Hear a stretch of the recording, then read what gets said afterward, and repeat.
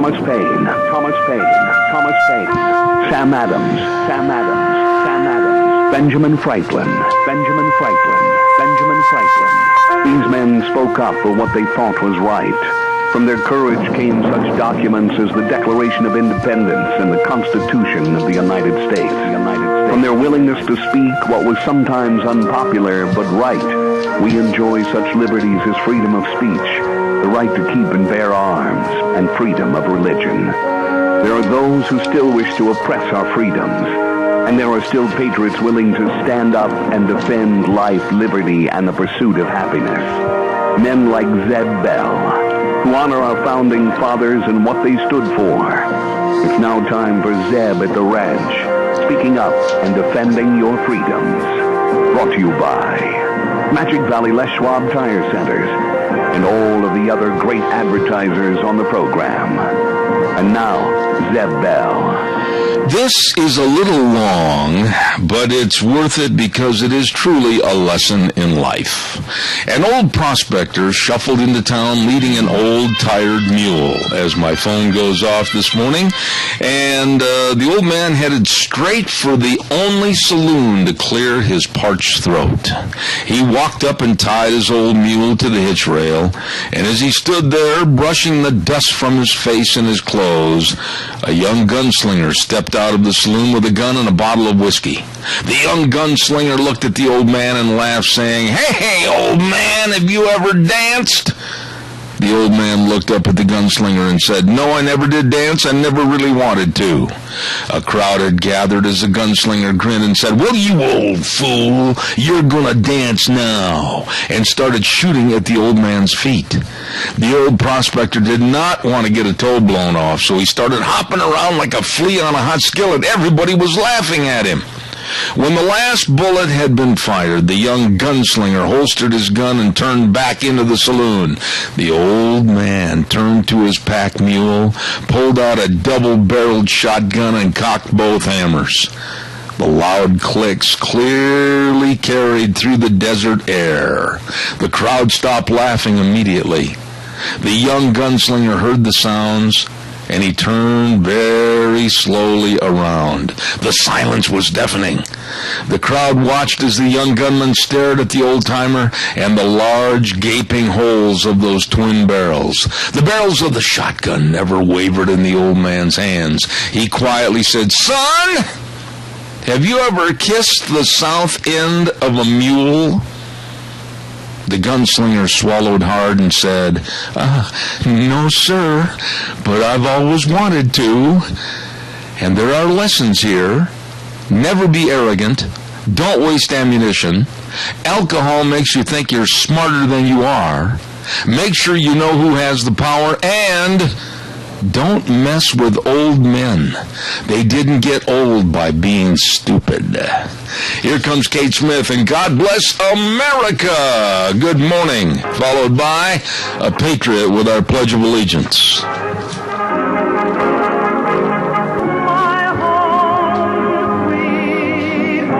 Thank you very much, and good morning. I'm Zeb Bell, Zeb at the Ranch, with our major sponsor, your Magic Valley Les Schwab Tire Centers, all 7 locations serving you.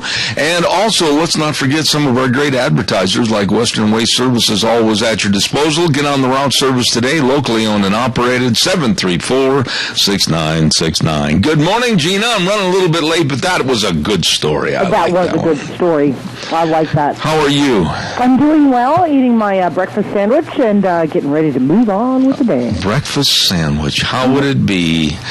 I'd give anything to sink my grinners into something that's fattening and rich in calories and rich in cheese and rich in just everything instead of the bland cereal. Oh, did you have bran flakes again today? That's all I can have. Do you add in fruit? Oh, yeah. Okay. Yeah, I have to, because you can't plow that field every day. That is so true. Amen. Do we have a pledger? We have Rotten on for the pledge and Mr. Michael Rogers on for the weather. Very good. Rotten, good morning to you.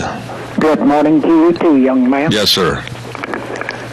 I pledge allegiance to the flag of the United States of America and to the republic for which it stands, one nation, under God, indivisible, with liberty and justice for all. God bless you, sir, and thank you so much for your call this morning, okay?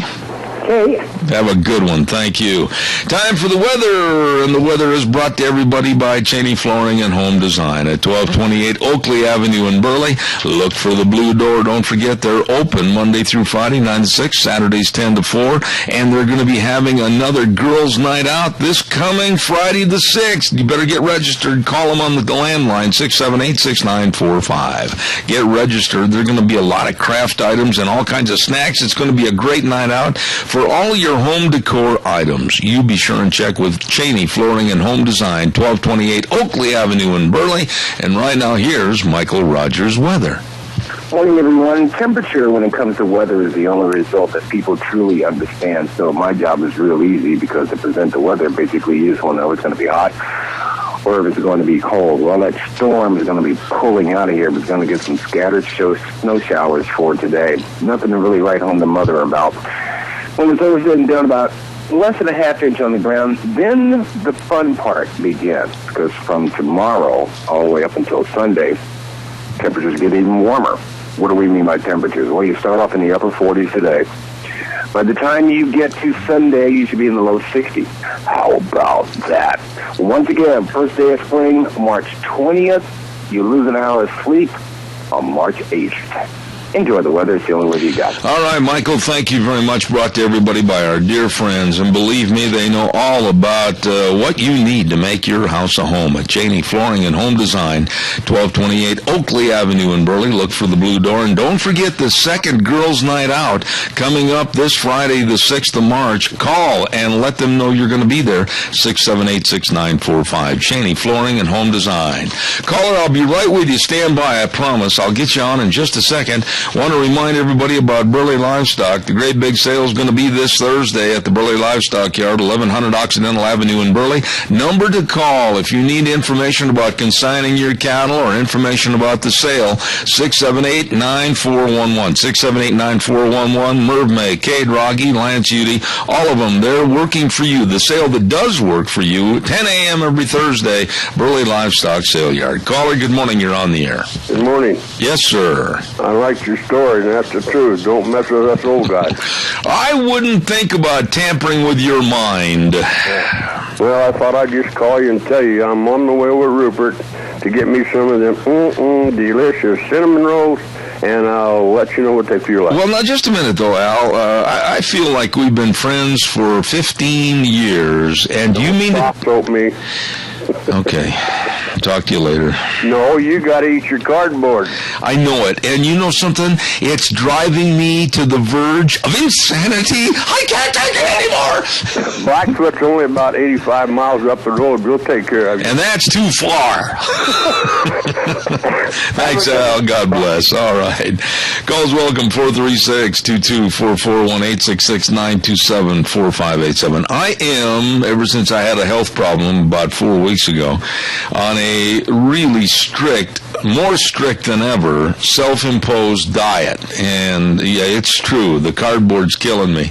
But on the other side of the coin, in the last 4 weeks, I've dropped now, going into the 5th week, right at 13 pounds. So maybe my horse won't run away from me. Hey, don't forget Daryl's Cleaners, 1223 Albion Avenue in Burley. Kevin and Cindy, the whole crew. All I can say is, and this is the truth, I have had my clothes cleaned all over the United States, Canada, over in Europe, and nobody does the job that Daryl's Cleaners does. That's it, plain and simple. Take your rumply crumplies in there, and they come back looking brand spanking new. The best, Daryl's Cleaners, 1223 Albion Avenue in Burley. And also, do not forget, our friends with SafeLink Internet. Just $24.95, but you get the first month free, plus free installation. I love that word, free. Call them and find out more. 677-8000. Tell them Zeb sent you to Idaho's #1 choice for wireless internet, SafeLink Internet. You be sure and give them a call today. You'll be happy that I reminded you. All right, calls are welcome. And today is a very special day. And by the way, thank you, Gina, for all your extra effort on this. But today is a very special day because it marks the celebration of the United States Navy's Reserve's 100th anniversary. And I was in touch last week with Commander Charlie Summers, Office of the Chief of Navy Reserve Public Affairs Officer, last week, and he was all scheduled to come on our program and talk about this morning, and he is a very, very nice gentleman. Called me and said because of the numerous TV accommodations that were made to them and other events, they had to basically beg off, but they wanted to tell us how much they appreciated us featuring it on our program. So the history of the Navy Reserve from 1915 to 2015, and now Gina with Anchors Away.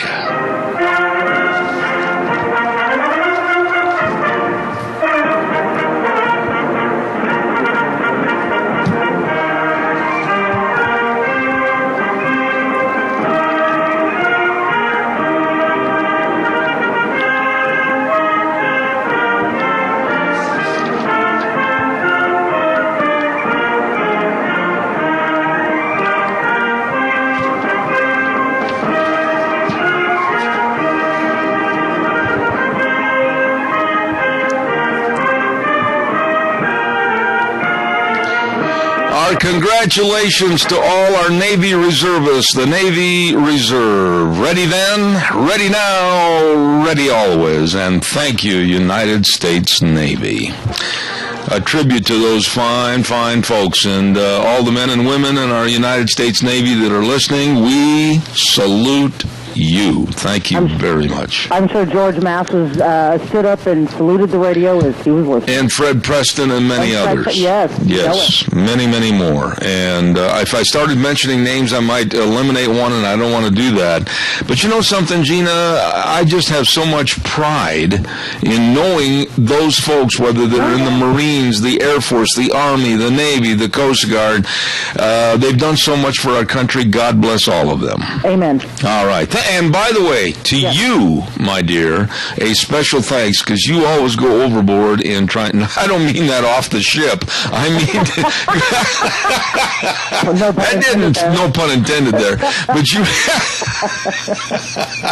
you really help. Thank you very much. Overboard. Get her, throw her a raft or something. Anyway, don't forget Ramsey Heating and Electric at 2600 Overland Avenue in Burley. They've got the lights. Don't be in the dark. I mean, it's no fun being in the dark, stubbing your toe and everything. They've got all your light bulbs. They got the high and the low wattage. They got the halogen bulbs. They've got the fluorescent lights. They've got it all for you. No need to be in the dark. Go to the light. Go to the light. At Ramsey Heating and Electric, 2600 Overland Avenue in Burley. Call ahead. They'll have your order waiting for you on the counter. 678-0459. Ramsey Heating and Electric, where they always provide warm winters and cool summers.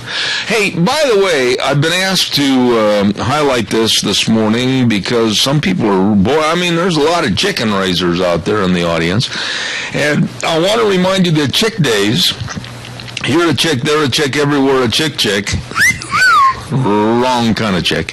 Valley White Home and Ranch, 910 South Oneida in Rupert, is having Chick Days, and I believe they start on March 11th. Yeah. And don't forget, they've got all the feed. They've got all the equipment you need for raising your chicks. They've got everything for all your livestock. That's not bragging. That's a fact. They've got everything for your livestock, and all the 4-H'ers know that is the place to go to get ready. Can you imagine? Here we are in March already preparing for all the 4-H projects and everything. Well, look no further than what's going on at Valley Wide Home and Ranch, 910 South Oneida and Rupert, and Sean and Mandy, the whole crew serving you at Valley Wide Home and Ranch. That made me feel good, playing that Navy anthem. I love that, Anchors Away. Thank you so much. Appreciate everybody that has been a reservist or has been in the Navy and all of our services. Thank you. In about 40 minutes, Benjamin Netanyahu, the Israeli Prime Minister, is scheduled to speak before our Congress at 9 o'clock. And I listened to what he had to say yesterday in kind of a preliminary speech, which didn't really open the doors of too much explanation. But I believe he's going to open the doors up this morning, and deservedly so. I think he's going to point fingers, and again, deservedly so. I think he's going to say how dangerous the situation with Iran is, and deservedly so. And I think he's also going to talk about, I could be wrong, but I think he's going to lay open to everyone to understand and comprehend the relationship that is waning between Israel and the United States. I hope he does. I hope he does not try to diminish anything or try to hold back, because this is not the time to hold back. Iran, according to many high-level people in government, and many that know more than all of us, is just literally, and this is very scary, literally months away from developing a nuclear bomb. And Israel, in my opinion, maybe you don't agree, that's why we have a talk show, Israel has every right to be extremely worried and afraid because of the geographical closeness that they have to Iran. And you know as well as I do that Iran has stated many, many times in blatant approaches to this situation that they want to obliterate. Those are the words that they use, not me. Those are the words that the Iranian government has used. They want to obliterate Israel. But yet, on the other hand, our government currently, if you want to call it a government, why, and here's the question for you to answer, I need somebody out there a lot sharper than I am evidently, why is Obama and this administration and Secretary of State John Kerry, why are they so trusting and so giving into the Iranian government? I just, honestly, folks, I can't understand it. Maybe this caller can tell me. Good morning, caller. You're on the air. Yeah, good morning. Well, I think it's pretty obvious whose side our so-called leader is on. His whole background, his upbringing, and so forth has been in the Muslim faith. He's did everything he could to put ISIS in the position that he is now, because we left all our armaments behind, just pulled out and left a vacuum in Iraq. And so, and the fact that Valerie Jarrett, his chief counselor or whatever aide there, she was born in Iran, and I understand she's kind of the one that runs the scene behind the scenes. And so it doesn't surprise me. And of course, the cartoon in the paper today is pretty indicative where they're going to piecemeal, and so maybe just kick the can down the road, but allowing them to develop a nuclear bomb, and they will use it. I mean... All right. Now, here we go. I don't have a lot of time, Adrian. I respect your point. I just want to add something to it. We have got to show the world at this juncture, it should have been done years ago in this administration, but we've got to show some toughness and some moxie. We can't always be the fading, wilting flower in the corner with no sunlight. This administration, in my own personal opinion, has sold us out, but also the Republican Party and the power that they have now in the Senate and the Congress, they are doing nothing, they are saying nothing. They're like the three monkeys: see no evil, hear no evil, and speak no evil. Well, that's exactly where I was going. You must have been reading my mind. But yeah, exactly. That's exactly right. You know, they're just cowered down. They seem like they're just so timid. You know, even jellyfish that don't have a backbone, at least they have a sting. You know, but these guys don't even have that. Why are they, just answer this shortly, because then I want to get other people involved in it. Why are we right now, regardless of any foreign policy, anybody's foreign policy, whether it's Iran, whether it's Israel, whether it's Japan, whether it's Belgium, why are we so milquetoast in this administration instead of showing the respect that we earn through fear from others that we're the big dog in town? Why have we lost that? Well, again, it's a lot of the fact is the fact that we get the kind of government that the people want, and they've been so brainwashed through the media, through our college system, through our educational system, etc., that we are, we've stole everything from the world, and that we have been imperialistic, and have been taking advantage of everybody in the world. And so this is what's being taught in school, and so everybody says, well, I guess it's time for the U.S. to, suffer a little bit. Yeah, well, I'll tell you what, I do appreciate your opinion every day, but I got to make room for others too. So, Adrian, thank you. God bless you. And that's a good answer, and you studied it, I know. Thank you so much. I got to run. Thank you, sir. Hey, Denny's Restaurant. I'm behind a little bit here this morning. Denny's Restaurant, 611 Overland in Burley, and the new location at 291 Pole Line Road in Twin Falls. Yes, I have eaten at both. Both are absolutely phenomenal. Both have delicious menus. Both absolutely have the best in people and service. Yes, and the one at 611 Overland in Burley is the home of Zeb's Lunch Bunch. Oh, I love breakfast. I've told you that. You got to go in and try their omelets or try anything on the breakfast menu, and you're going to sit there and grin like a Cheshire cat. It's absolutely delicious. Denny's Restaurant, 611 Overland in Burley and 291 Pole Line Road in Twin Falls. It's good eating. And, oh, by the way, too, let's not forget our friends at Berry Equipment and Rental. And there are 3 locations, South Lincoln and Jerome, and, of course, don't forget Addison Avenue West in Twin Falls, and 159 West Highway 30 in Burley. Oh, my gosh, they've got great pricing right now on those Doosan loaders. Have you seen those big dudes? I mean, they can get the job done for you. Oh, those are tough dudes.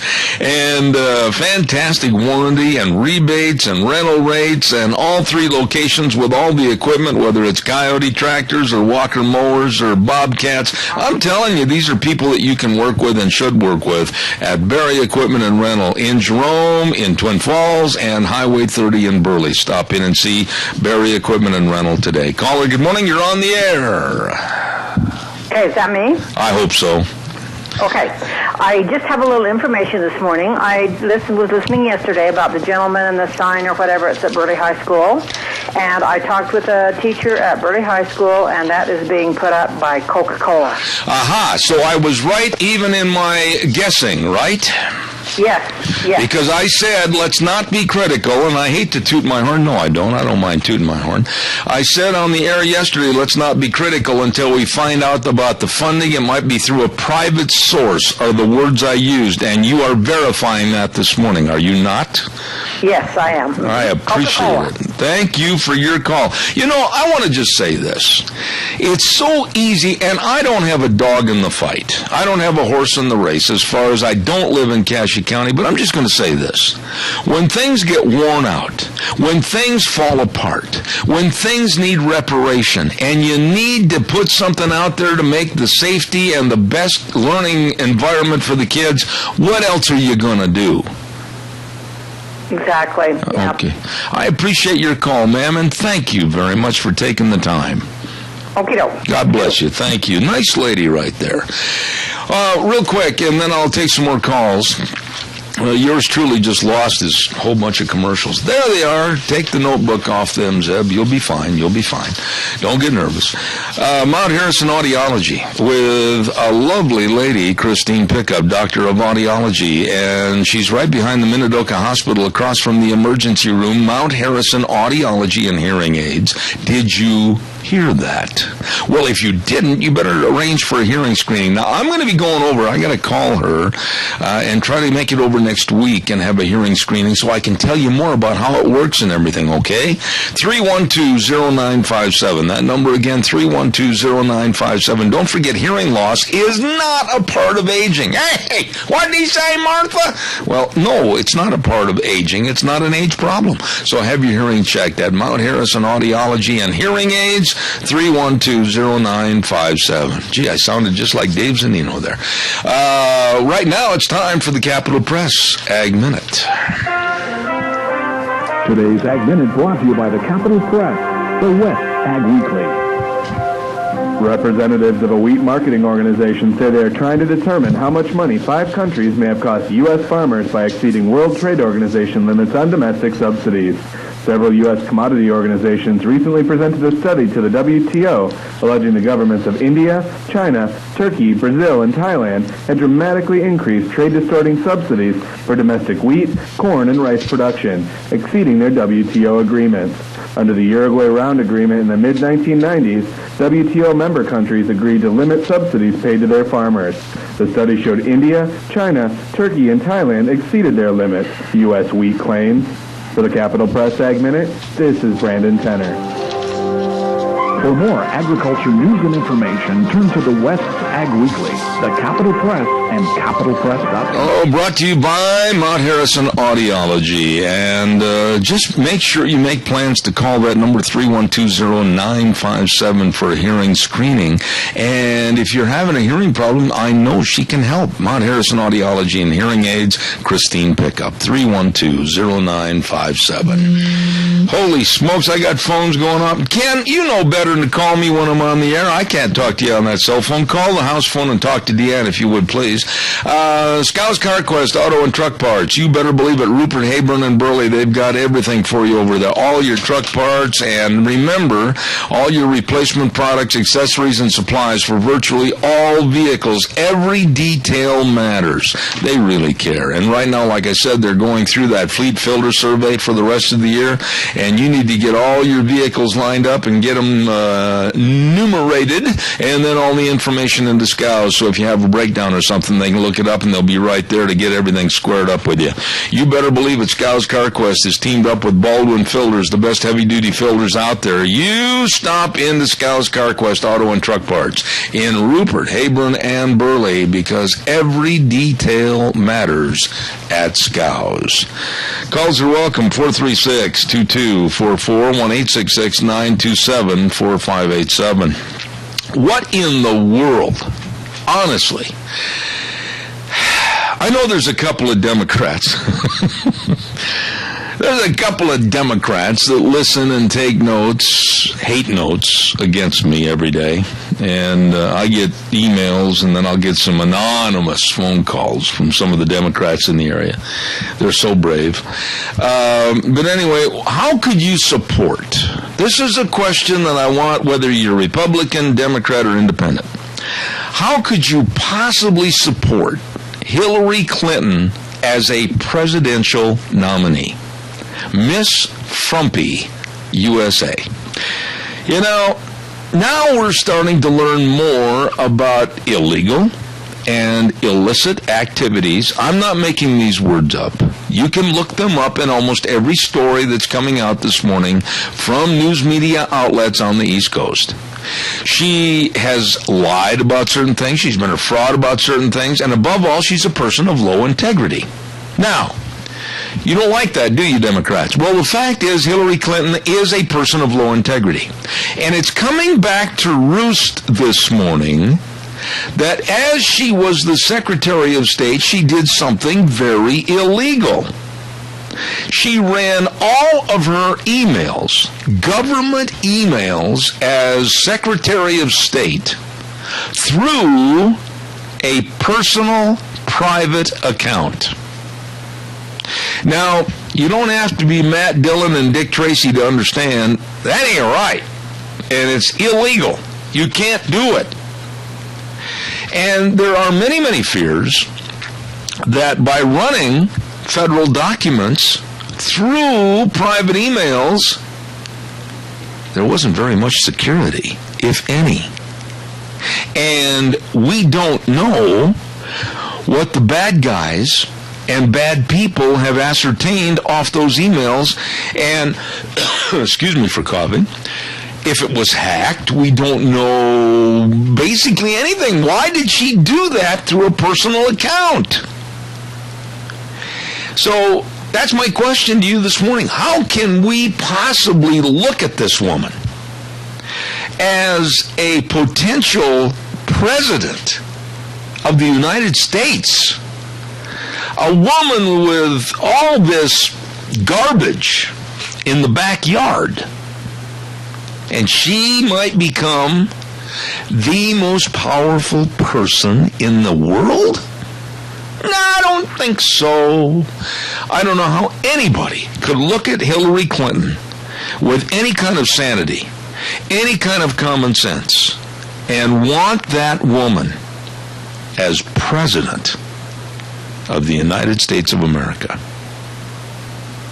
Give me a call, 436-2244, 1-866-927-4587. Gina, I am having a little bit of a problem trying to hear the cow this morning. It seems to cut off. Is there a call waiting? I thought I heard something, but I'm not sure. Well, I didn't push the move of cows, so if you're hearing things, you're hearing things. Are you trying to tell me that it's absolutely a faulty hearing on my part when I know what happened to my cow? Now my cow doesn't work. I spent a lot of money on that. Now we actually do have a phone call for you. Okay, hang on. There you go. I spent 39 cents for that thing. You think it would work? Was it a dog toy or a cat toy? No, it's a country cow that moves. It says turn the can upside down and then it will move for you. Let's try it again here for 39 cents. See, there it is, 39 cents. And then here's Betsy. Oh. Actually, I like yours better. Yeah, Okay. but we really do have a phone call. All right, we'll take it. Good morning. Thank you. Good morning. You're on the air. Good morning, Mr. Bell. Yes, sir. I think Obama, he escaped all the illegal stuff he did before election, and it's just all start coming out. The Democrats will pay a price from here on out. I pray you're right, but you know, I wouldn't go to Jackpot or Vegas and bet against the incompetency of the large metropolitan voters. I just don't think. I think, oh, they're so infatuated with Hillary. Oh, they're so infatuated with the Clinton machine. Oh, they just love the Democratic Party. I mean, it's so pathetically simplistic, I can't believe it. A lot of that, I think, has to do with we're becoming a nanny state. They're puppet on the string. They believe what they hear, and as long as it benefits them, they don't care. I agree with you, but I can see no value. I can see no value in Hillary Clinton at all. She's lied about various things. She doesn't have a background of really being organized or understanding things. She's never really been a good policy implementing politician. I don't see why in the world she would be as bad as Obama because of absolutely no experience. Yeah, and you know, we all say that she did absolutely nothing as Secretary of State. Maybe she did more than we thought we did, and it was all private. This worries me when you run something through private emails like that because, boy, I'll tell you, George, we have no clue what happened, what was said, and I certainly hope a lot of that very personal information and very poignant information, maybe for our nation's security, who knows who got it. Yeah, and you know, and just change the subject just a little bit. Today, Netanyahu is going to meet with Congress. That's the first prime minister to meet with Congress since Winston Churchill. History is repeating itself. All we got to do is connect the dots. I can't argue with that. I'm very concerned of what's going to be said. George, God bless you, man. Thanks so much. You bet. Have a good day. Thank you, sir. Calls are welcome. 436-2244, 1-866-927-4587. Hey, Cordell Sheridan and his wife and family, they're all going to have their big Sheridan Ranch 20th annual production sale this coming Saturday at 1 p.m. at the Burley Livestock Sale Yard. Oh, it is going to be good. They are selling some really, really good bulls. 70 head of bulls, Gelbvieh, Angus, and Balancers. 15 head coming 2-year-olds, 55 head big mature yearlings, first-year breeding season guarantee, and they'll provide free delivery up to 300 miles. There's going to be lunch there on Saturday. I'm telling you, this is going to be a ripping good bull sale. Yep, you better be there at the Burley Livestock Sale Yard, 1 p.m. this Saturday. Sheridan Ranch 20th Annual Production Sale. Don't you miss it, okay? Also, real quick, I want to remind you about business that we just started talking about yesterday. And I'm going to say this. You want to work with the professionals that can build anything and get it done right, and they are the best. Streamline Precision, 120 South, 100 West of Burley, right next to Dodd Foods. Now, here's what I want you to do. I want you to write this number down, 431-7314. I'll say it again, 431-7314. You call Tim for estimates, and believe me, these folks are good. Streamline Precision Contracting is a construction company specializing in large-scale industrial products and projects, and they're experts in constructing agricultural buildings and grain silos and commercial steel buildings. They're the best. So what are you waiting for? If you need something built and you want it built right, please contact Streamline Precision, 120 South, 100 West of Burley. The number to call Tim for estimates, 431-7314. You call today. All right. And also, you call me, please. I'd like to hear from you. Come on, don't leave me hanging. 436-2244, 1-866-927-4587. You're not going to believe this story, and it's absolutely true and verified.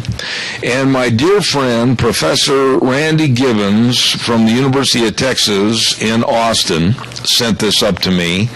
I got to get Gina on the phone for this. She's not going to believe this. She's going to have a kind of a wrinkled eyebrow of doubt. Are you there?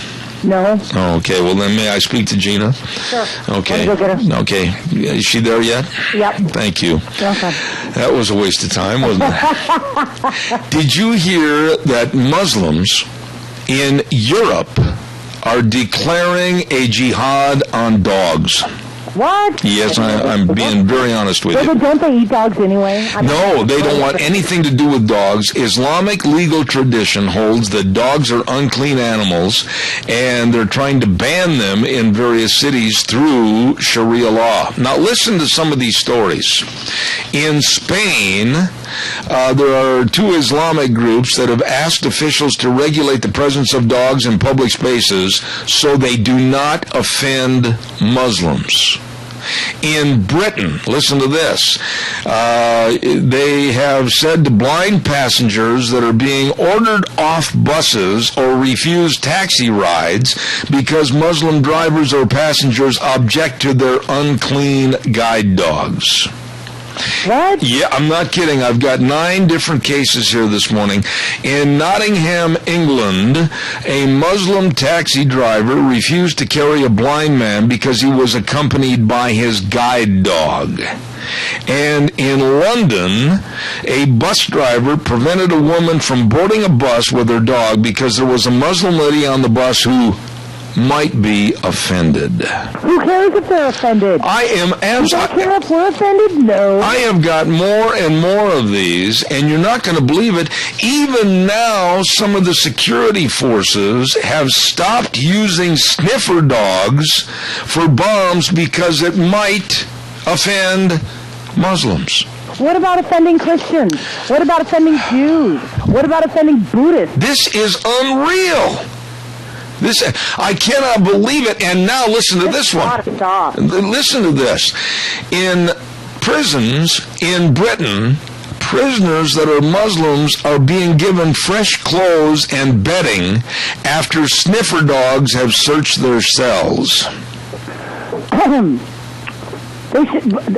Wow, okay, so... I am blown away by this. Yeah, me too. Everybody just needs to stop kowtowing to the Muslims because... I'm sorry, there's more religions out there than just that one. You want to hear one that's really going to get you? This last story, it just drove me completely bananas, and then we'll do the weather. In France, there is a singer, and she's very well known, and an actress in Paris. Her name is Marie Laforêt, and she put a job advertisement in the paper. But now the Muslims are turning around and suing her for discrimination. You know what happened? The 72-year-old Laforêt placed an ad on an internet website looking for someone to do work on her terrace a couple of years ago. Now, she specified in the ad that people with allergies or Orthodox Muslims should not apply due to the fact that she had a small dog.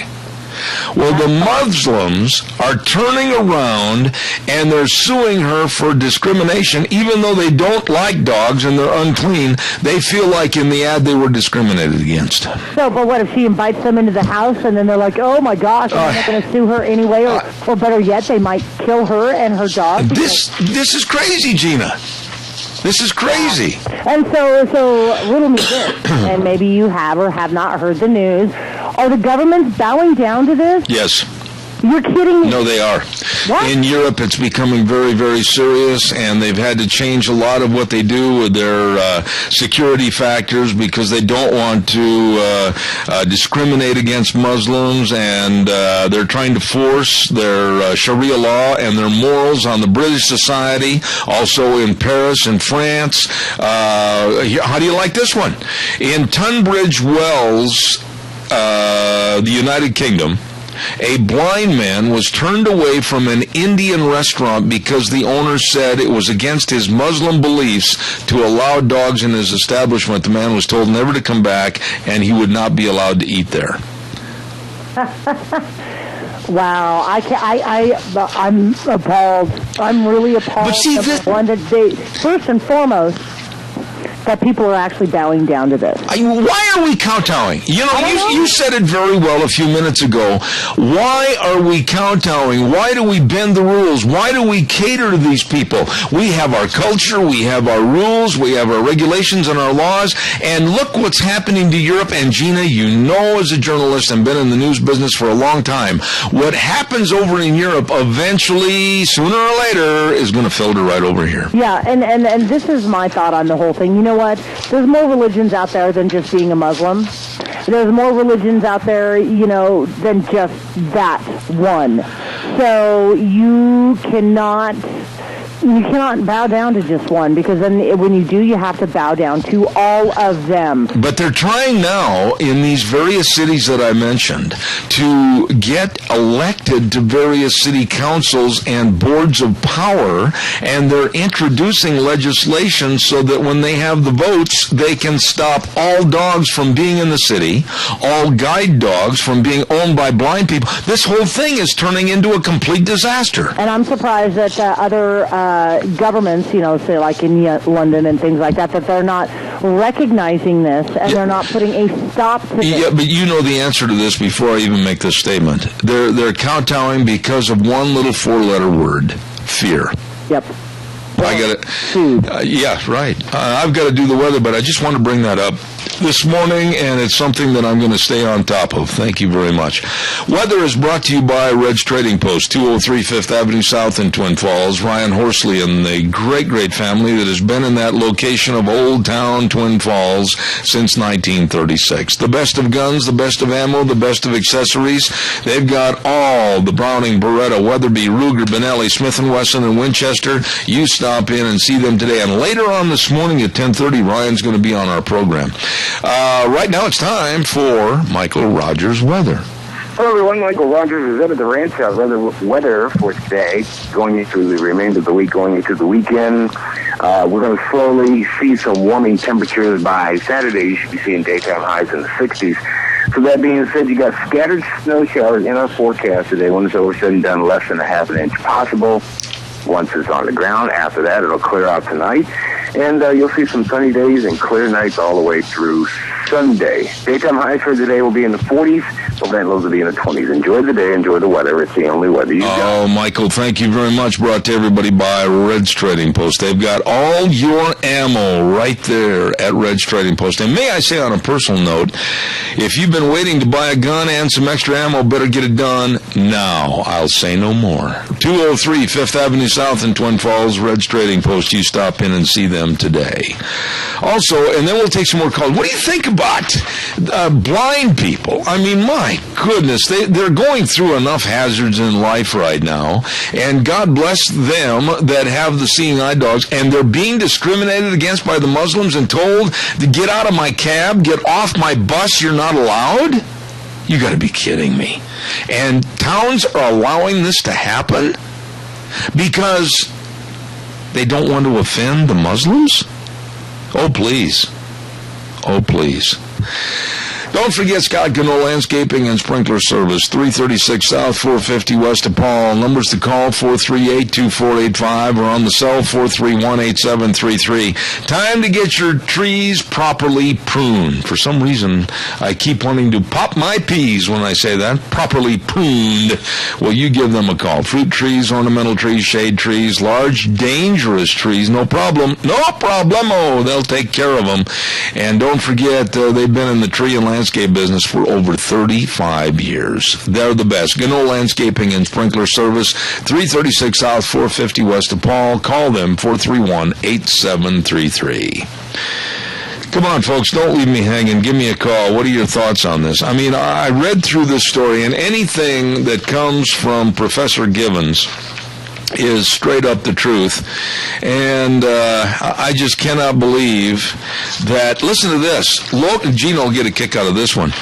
Local residents over in Britain that take their dogs for a walk say they've been harassed by Muslim immigrants who are opposed to seeing any dogs in public. And I'm hearing Michael Rogers' weather in the background. Yeah, because I pushed the wrong button, but you've got a phone. Oh, do you mean the cow kicked the button? Okay. Okay. Caller, good morning. You're on the air. Yeah, you were talking about the dogs and stuff. Remember, that was one of the horrible things we did in Abu Ghraib? Yes. For prisoners. We made dogs get in their faces. We didn't pull their fingernails out. We didn't push bamboo shoots up into the fingernails. We didn't beat them incessantly. We didn't starve them to death. We had dogs get in their face. Oh, those poor prisoners. Yeah, but wait a minute. Let me ask you something here. If you were a security guard, and many of these prisoners, if not most, had made a vow that if they were given the opportunity, they would kill anyone from America, death to the infidels, can you blame our security forces for taking dogs with them into the cell area as protection? I certainly don't. No. But I just think it's just ridiculously funny that was one of the horrible ways that we tortured them. Why should we, and let me ask you this, you know as well as I do that there's going to be overtures to adopt a lot of these policies that are happening over in Europe, but why should we change our culture? Why should we be sensitive to their culture? Why should we change our laws? Why should we change our rules to bend for them? We shouldn't. And here's another thought I had. Remember when Duke University was going to have the calls to prayer over their system? Yes. Okay, my thinking was just the opposite of most people. Fine, let them do it.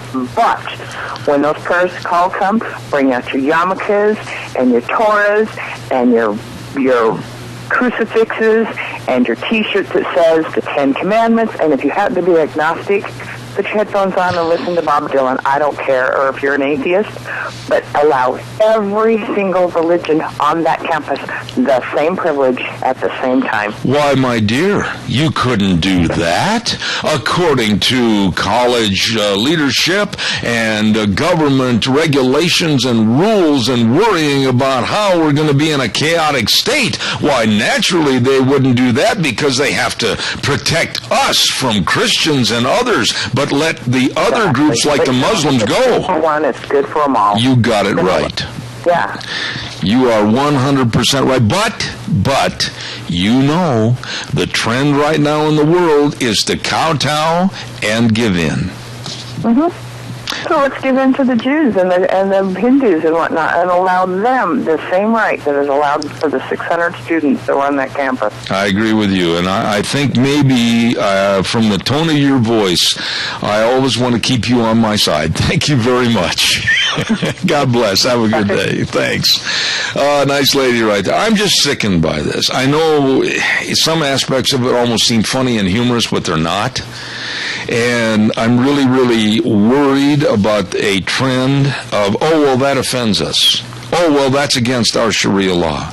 Oh, well, we have to stop this because somebody may be offended or upset, so we have to stop this practice. And like these blind people, this husband and wife that were trying to get in a taxi cab, and the husband was blind, and the cab pulled up and said, nope, get rid of the dog, I can't help you, and drove away late at night, and this blind couple had to walk home.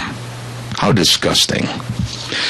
Calls are welcome, 436-2244, 1-866-927-4587. Don't forget, Magic Valley Les Schwab Tire Sale, Spring Tire Sale at all the Les Schwab locations. Oh, my goodness.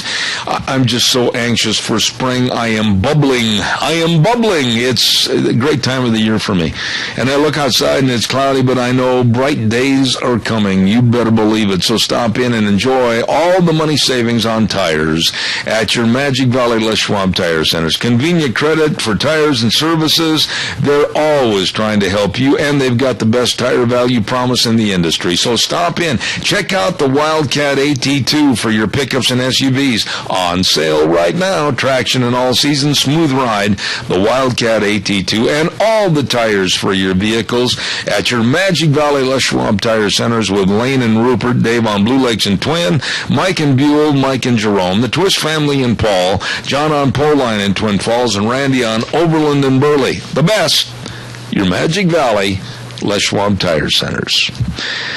Next hour, we got a quick call. Good morning, you're on the air. Real fast. Yes, I've lived in England for 3 years. And any of the Muslims, any of the Indian people, they wore, the women wore these big dresses. The men would just stop and urinate on the street. The women would squat down, and she got up and walked away. There'd be a pile left behind them. It was filthy, and it was all over England, in every city. Oh, my goodness. Wasn't fun. So, and here they are trying to be so clean, and they're not clean. We lived with them, so we know. Oh, well, you know what? Graphically speaking, you've opened my eyes to another dilemma I wasn't aware of. Thank you, and I appreciate your call. Thanks so much. Got to run to the news. Thank you very much. CBS News is next. After the news, we'll have former State Representative Bert Stevenson on. Don't miss it. Thank you very much.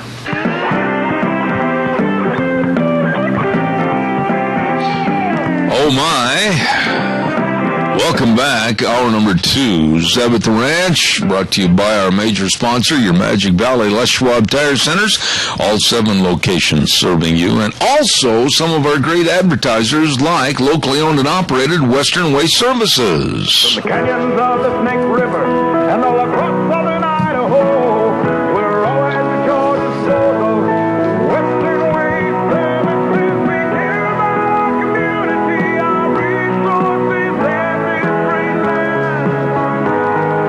Western Waste Services is lending a hand, always at Georgia soul. Western Waste Services, locally owned and operated and serving you, getting rid of your garbage. We've been on their route service for many, many, many years, and they are the best. Absolutely the best of people, always at your disposal. And don't forget all the dumpsters and the porta potties, and they're always taking care of you. Call them, 734-6969. Western Waste Services, always at your disposal. There you go. Also, I want to remind you some really, I've got the cream of the crop on this program, and I certainly appreciate each and every one of my advertisers and sponsors, like Hanson Mortuary at 710 6th Street in Rupert, with Joel Heward, his family, and his staff with very flexible hours. They are there when you need them. Absolutely. And they can travel to rural towns and churches to help you with any and all the funeral arrangements. You just remember always, they work with you with the highest ethical standards with unquestioned integrity. Nice people. At Hanson Mortuary, 710 6th Street in Rupert. Number to call, number to remember, 436-5636. That number again, 436-5636. We're going to have our guest on in just a moment. Stand by, but I also want to remind you quickly that every morning when we start the show, we have, of course, our dear friends on with Cheney Flooring and Home Design, and they sponsor Michael Rogers Weather. We certainly appreciate them.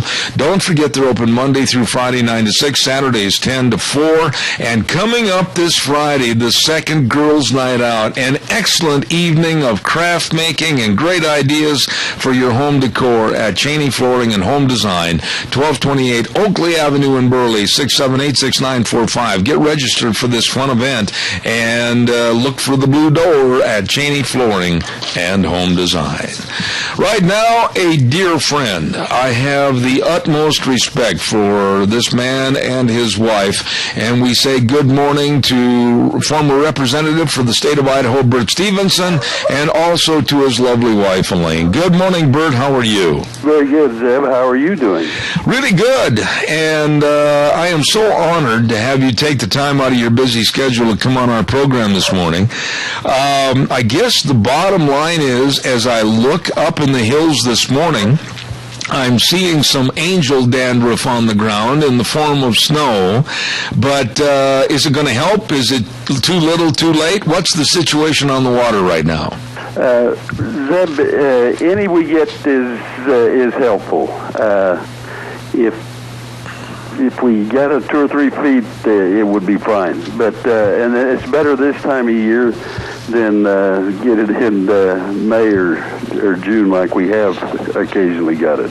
Okay, now right now we've got the reservoirs. They're 78% full above the Miller Pool, and so we're in good shape. The Corps of Engineers started to release some water for flood control, and then the end of last week they decided maybe they'd shut that down for a little while and see what happens.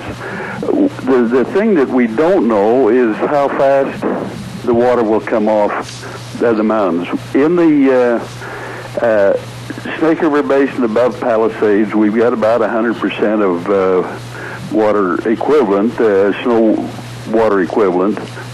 And so we've got we're in good shape there. The Henry's Fork is about 91%. You get over on the Medicine Lodge and in the Beaver Lodge, up there, they're pretty low. They're down to 71. Mm-hmm. That's a kind of a normal thing for them, too. You get down on the Bear River, and we're 79% there. We'd like to see that a little higher.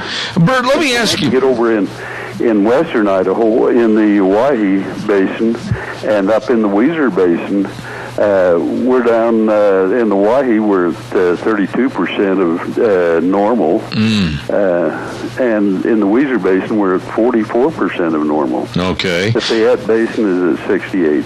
And so those are some of the things we in the Snake River Basin here, we're doing pretty darn good as far as having enough water. But let me... they feel like they'll be all right this year. And, of course, it will depend on what happens on it. Historically, March is a month that we get quite a lot of snow. So. Right. Let me ask you a question right there, and as an explanation.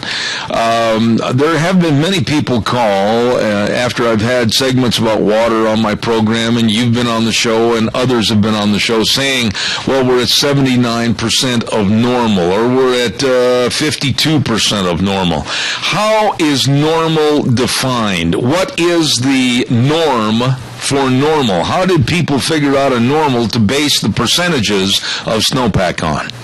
Well, what they do, Zeb, on that is they take the last 10 years.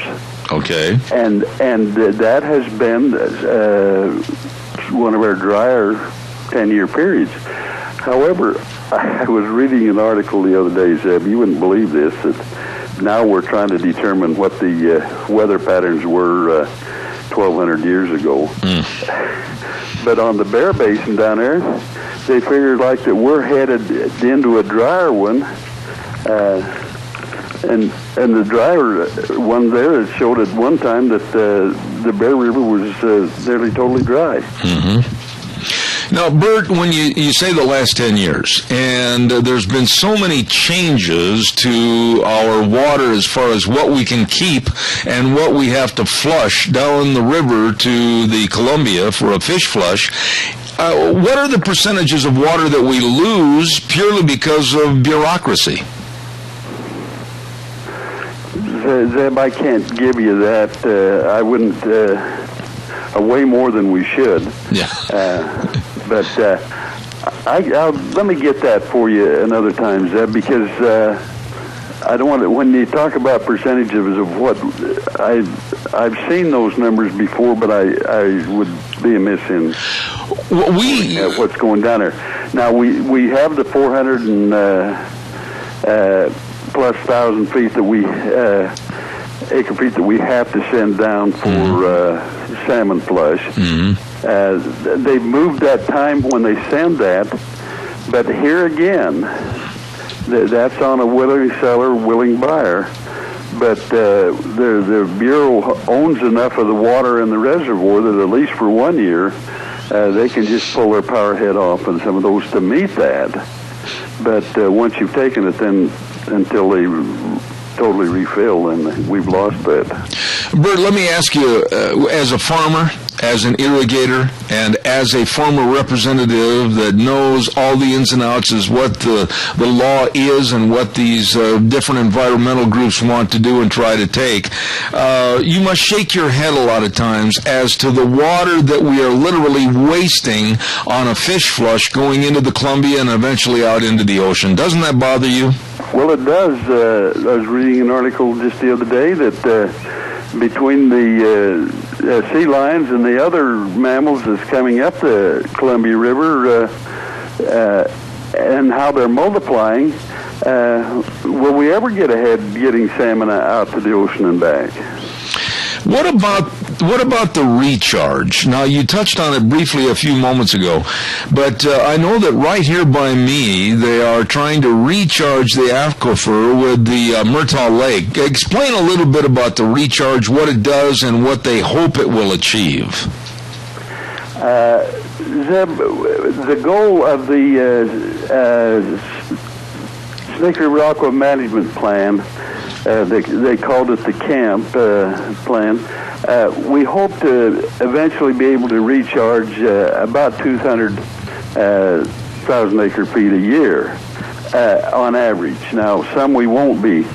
Right now, we're in pretty darn good shape for the totals we have this year. We're right at 60,000 acre feet. And this is the first year we've done any winter recharge. Now, I'm aware that this was a rather unusual winter, but we think we've learned enough from this winter that we'll be able to recharge winter. Years ago, they used to run water all winter. Mm-hmm. And so we think we can do that again. The Milepost 31, which is straight north of Eden, is our biggest recharge site right now in this area. And then we got the Southwest Irrigation District is putting some water through their pipeline. We've got the Northside Canal Company is putting in there. And so we feel reasonably good about what's happening on the recharge. However, we will be continued to look for more recharge sites here on the Eastern Snake Plain, particularly below. We have roughly about 500 acre feet of water goes past Miller's on Milner all winter long because of the 27,000 CFS that has to come through Minidoka Dam for that power right. Oh, I see. Now, I want to ask you this question, and it seems like there's always something new popping up. But now, in the last 5 to 6 years, we've heard that various states like Nevada and various locations like Southern California were going to make demands that they were going to try to take some more of our water. They were going to try to deplete a lot more of the water out of the Colorado River, etc. What about about the fears from other states like Nevada and Harry Reid trying to get our water? Is that something that's been diminished, or do we still have to really sweat bullets over it?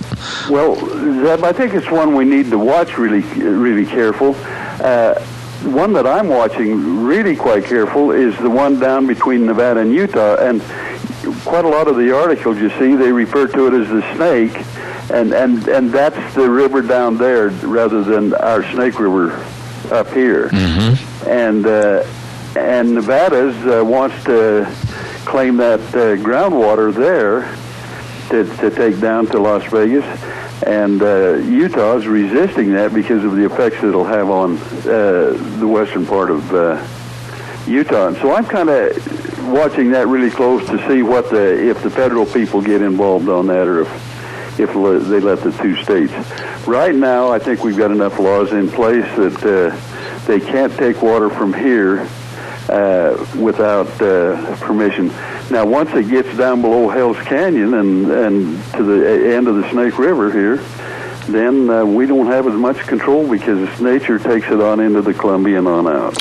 What about these states like Nevada and Harry Reid and others? How do they go about making a claim that they have any kind of ownership on another state or another area's water? How do they go about that when basically they're 300 to 400 miles away, but yet trying to make claims that would virtually dry up northern Nevada and certain parts of Idaho? Zeb, they do it the same way they're doing in Washington with Sandpoint and Coeur d'Alene up there. They go over on their side and do the pumping, and that's what they're doing in Nevada. They're on the Nevada side. They're pumping that aquifer, which drains the pool underneath there out of Utah. Mm-hmm. And they maintain that if they're pumping in their state and it's their aquifer, well, the nation or the states have pretty much agreed that we have these aquifers that cross states, and we're working quite well with Washington, and that's one of the reasons the Water Board and the Department of Water Resources is making a real effort to complete the adjudication up north, so that we know and have a property right to those waters that we've historically used. Let me ask you this, Bert, and I don't know even a minuscule amount about water and issues as you do. I'm just really a neophyte, but can the state of Idaho, for instance, can they develop more holding sources for more water as far as huge irrigation ponds and lakes to basically try to store up more water in case of emergency? We can, Zeb, and we're looking at three projects right now. The one that's the quickest to develop is the Island Park, and we're doing the feasibility study of that right now. And that would increase that about 30,000 acre-feet of water. And all it will require is about a 2 or 3 foot increase on the size of the outlet of Island Park, or Island Reservoir, Island Park Reservoir. Now, one issue that I want to discuss this morning, because I just absolutely am amazed as to how they have assumed their power, and that's the EPA. And literally, it's not funny anymore. If you have a little pond in your backyard that was made by the garden hose and little Johnny wants to float a boat in it, the EPA might come in and try to regulate it. How serious is this? That is more serious than most people want to believe it is. And the reason it's serious is because the EPA seems to have no qualms of issuing rules, and unlike Idaho, Congress doesn't have the ability to rescind their rules arbitrarily. Now, they've run some legislation, I understand, have introduced some that will limit the ability of the EPA. If hopefully that one can get through, there's quite a lot of states backing that, so hopefully we'll gain a little. That's one that Mike Simpson, I think, introduced in the House here early last month. How sinister are they, though? I mean, I guess the obvious question is, Bert, do they have little detective agencies out and among us that are looking for violations or looking for what they would call wetlands? How do they go about ascertaining, like they did that poor guy over in Wyoming that dug out a nice little pond for his livestock and put fish in it and everything, and they came in and they tried to fine him $75,000 a day? Well, Zeb, we had the same thing happen here a few years ago in North Idaho. Yes. That one went all the way to the Supreme Court, and the Supreme Court ruled in the state's favor, ruled against EPA that they couldn't make the man put the dock back and replace everything because it was his property. Under this administration, though, Bert, and we still have, unfortunately, 689 days left of the Obama administration, do you have quite a few more fears that they haven't even surfaced some of the rules and regulations on water that they might try to impose? Zeb, I think EPA, and here again, there are people that's critical of Mike Simpson, but I tell you, he's pulled quite a lot of EPA's budget away from him in the past years, or it would be difficult to, now I shouldn't say he did it, because when we're in the legislature, whether we're in the Idaho legislature or Washington, somebody leads the charge, and that's one that he's led. Mm-hmm. But it takes the whole body to do it. So, in case anybody have the feeling that one guy makes all the decisions.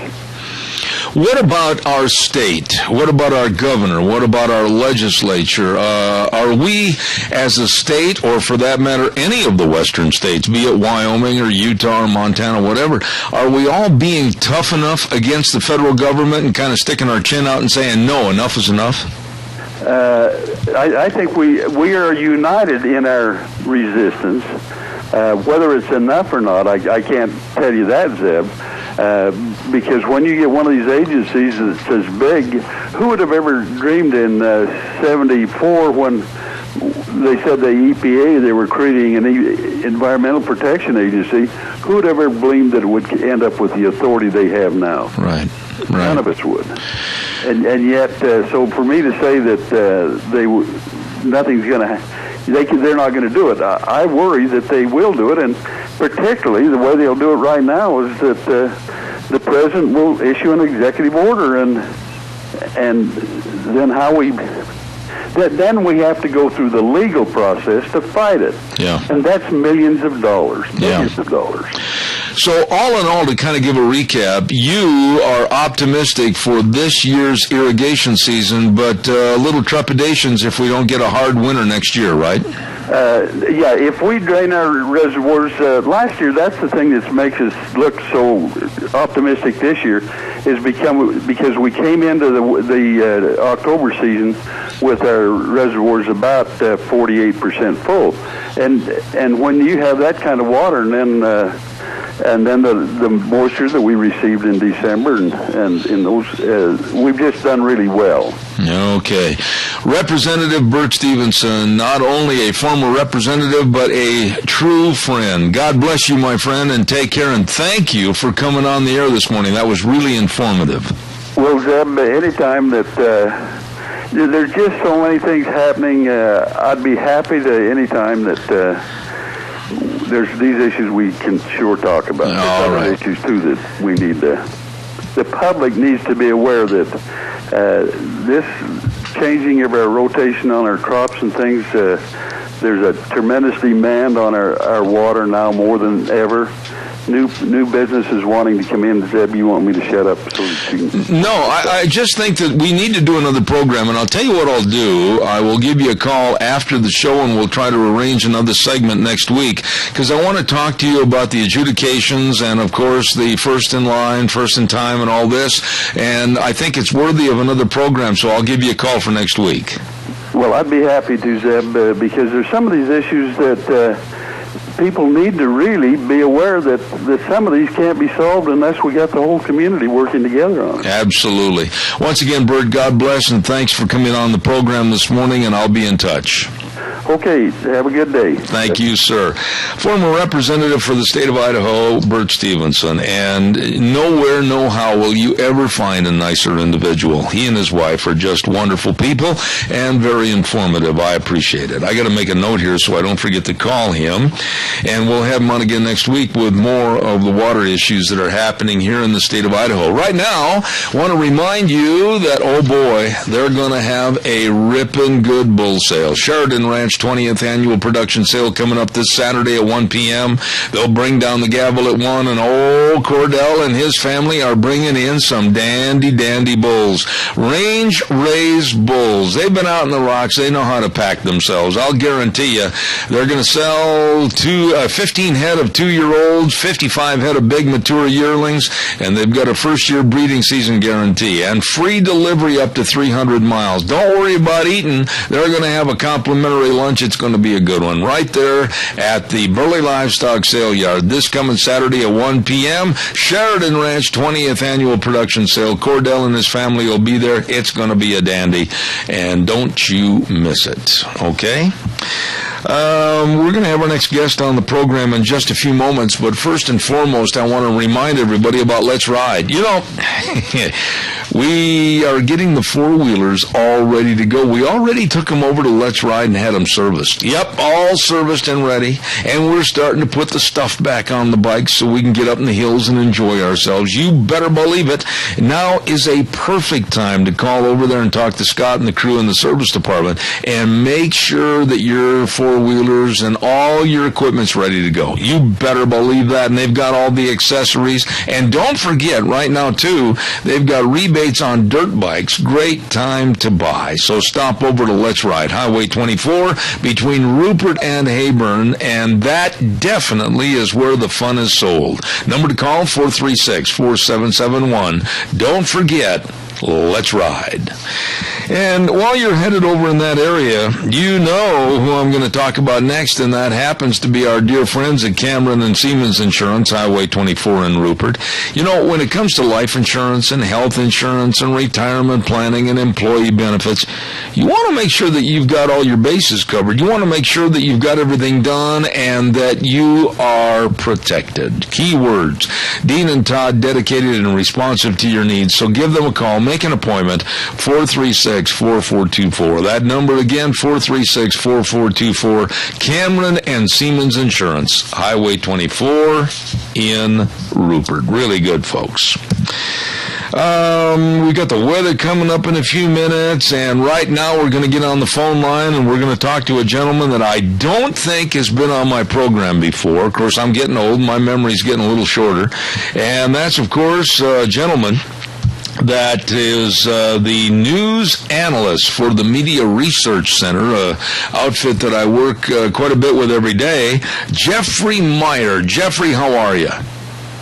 Good. How are you doing today? Not too bad. You're the first time on this program. Give us a little background on what you do and who you are. Well, I work for the Media Research Center in the News Analysis Division. I write for Newsbusters, which is our blog, and we monitor and track and expose liberal media bias, and we write blogs about everything that we do on a regular basis, so that's what I am mainly responsible for doing here. Jeffrey, how in the world? You must never go home if you're monitoring all the liberal bias. You must work there 24/7, 365. We have round-the-clock coverage, yes. I'll tell you what, there's a never-ending source of something for you to write about and talk about. You know, I'm just going to say this, and you can pick it up and run with it. Hillary Clinton, I said it last hour, and I'm going to stand behind it. This woman is a fraud, a person of low integrity, a person that has bent the rules or broken the rules, and now as we look at this mess with all the federal documents, possibly on private emails, which is an illegal no-no, how in the world can anybody vote for her as President of the United States of America? You pick it up from there. Well, it's amazing. What we found is that there does seem to be a double standard in the way the media treats Hillary Clinton in terms of her scandals. Now, they did cover this most recent scandal. They gave it, in total, the three networks, 13 minutes of coverage because it was on the New York Times, so they thought it was safe to go with. But when last week, when the Washington Post uncovered that the Clinton Foundation was accepting money from foreign governments, Washington Secretary of State, the networks, except for CBS, ignored it completely. They fell asleep at the wheel. 50 seconds from CBS, ABC, and NBC didn't bother to give it any airtime whatsoever. Well, now, when you say this, I'm just appalled, and I'm worried about, and I have been for quite some time, Jeff, the voting public. If they're watching NBC, ABC, CBS, they're only getting half-truths or no truths to stories whatsoever. And as I understand it, and correct me if I'm wrong, the Clinton Foundation was accepting monies as much as one check from Algeria of over $500,000. And that's kind of, I'll scratch your back if you'll scratch mine. Why wasn't that brought out in the news? It's hard to know because this was while she was Secretary of State, and what's amazing is she agreed with the Obama administration that when she came over to the State Department that her foundation would stop doing this, and they continue to do this, so it's hard to imagine. And the Washington Post pointed out that when Algeria gave this donation, suddenly their lobbying and their contacts with the State Department went up tremendously after that. So there does seem to be some you scratch our back, we'll scratch yours kind of quid pro quo going on, but the networks, even CBS in their coverage, it was two very short news briefs on the subject. It didn't really sound any outrage about it. It just kind of moved on. Quickly mentioned it, but they didn't really follow up on in digging into why this is a big problem for her. Jeffrey, let me say this. If you were not a news analyst for a media research center, and you were just working at a shoe factory and you come home at night and you turn on the TV, but you are a concerned American, you want to know what's going on, boy, how reliable is what you hear and see and read in the news? Who would you trust? I think you have to obviously be very cautious when you listen to any source. You should check out lots of them. I mean, oftentimes what I will do is I'll watch the network newscast for work, but then I'll oftentimes turn on Special Report with Brett Baer, and I can see he will cover a lot of the stories that the networks don't cover, and he will have a panel of both sides of the aisle, and I think he'll cover things that oftentimes the big three don't cover. They'll just completely ignore them and not find them newsworthy. So you have to kind of go and dig around oftentimes for the real stories if the networks don't cover them, unfortunately. Jeffrey, there's been, and you know this is true, there's been some slamming and some denigrating over the years, and it's really kind of coming to a head again because of some of the statements made by Bill O'Reilly. Other news sources, whether it's USA Today or whether it's the other networks, whether it's MSNBC, it doesn't make any difference. They hate Fox News, and they will do anything they can to denigrate it. How trustworthy and reliable do you feel about Fox News? I think they do a pretty good job. I think, with any news outlet, Fox News has its straight news reporting. I mean, people have tried to draw the comparison between O'Reilly and Brian Williams.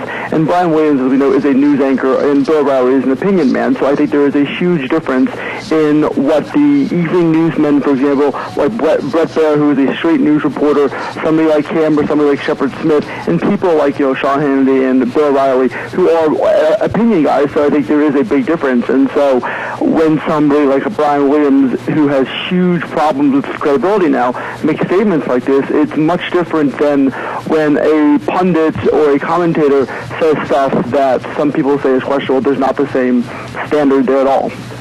Okay, but you analyze the news, you analyze what they're not saying, you analyze what they're not talking about, and I'm an old guy. I'm a lot older than you are, and I can remember the Walter Cronkites. I can remember the Huntley and Brinkley's. I can remember the quality newscasts where they left their doggone opinion out on the coat rack and they reported the news. Are we ever going to be able to get back to that?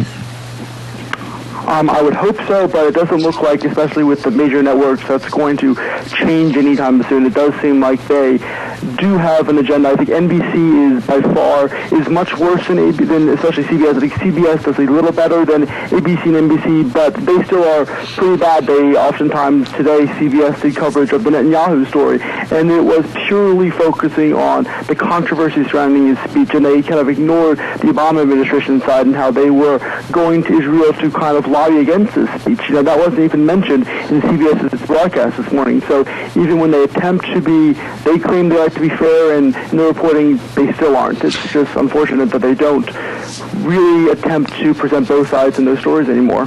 What about, let's go back a minute. I'm infatuated by this mess that Hillary Clinton has kind of put herself in because of Benghazi with the what difference does it make, and then now with the emails of running it through a private account. I mean, I hate to keep beating a dog that doesn't want to get off the porch, but this woman absolutely is kind of a shoo-in for some of the liberal Democrats, and for a lot of the people in the country that don't study politics. They think she's a God-sent gift to be the president of the United States, and I wouldn't trust her as far as I could throw a Volkswagen. What are your thoughts? Well, I think, especially after this most recent thing with the emails, you even heard some liberals, such as Lawrence O'Donnell, just on MSNBC, they were shocked about this. They were saying, how could this happen, where the Secretary of State not only had her own private email account, but then you have where her staff were selecting which emails to then turn over to the State Department. That's what's even more amazing. They basically were combing through their own emails, saying which ones you want to hand over, and that's really, I think, also pretty damning, that they can just decide not what they want the State Department to know, what they want the American public to know. And a lot of people have been very skeptical about whether or not the Clintons are transparent, and there's a lot of evidence to suggest that they're really not. They're very secretive, and the media doesn't oftentimes cover that aspect of their lives. And take it one step further, Jeffrey. Look at the IRS. Look at the leader of the IRS. Look at the scandals with Lois Lerner. Look at the outright blatant lies. Well, I'm sorry, but we lost those emails. They didn't lose those emails. I've got a note right here that came into my office this morning that said they had somebody that was literally blind looking up the emails. I mean, what is going on with the IRS and the thuggery that they practiced against us, and now we're finding out they're illegal? Well, there's clearly a problem going on, and there's, every week or so we hear about some new thing what the IRS doing, and they were involved in targeting conservatives, and the media kind of disjoins about it. Chuck Todd last year even went on NBC and said, who really has been harmed by this? He said that, some conservatives might have been inconvenienced, but nobody was really harmed. But that's not the case at all. The IRS, there's significant documentation to show the IRS knew what was going on. They were engaged in this, and the media kind of is really turned a blind eye. They covered it at the very beginning, kind of made it out to be a kind of a conservative media story, but then when you find out new things about the IRS and being involved and how they were destroying hard drives, they don't really seem to care about this whatsoever, and to them it's just a conservative story whatsoever. I kind of give a recap on this, Jeffrey. I mean, right now we're looking at a world that is coming apart at the seams. We're looking at possibly more involvement in the Middle East.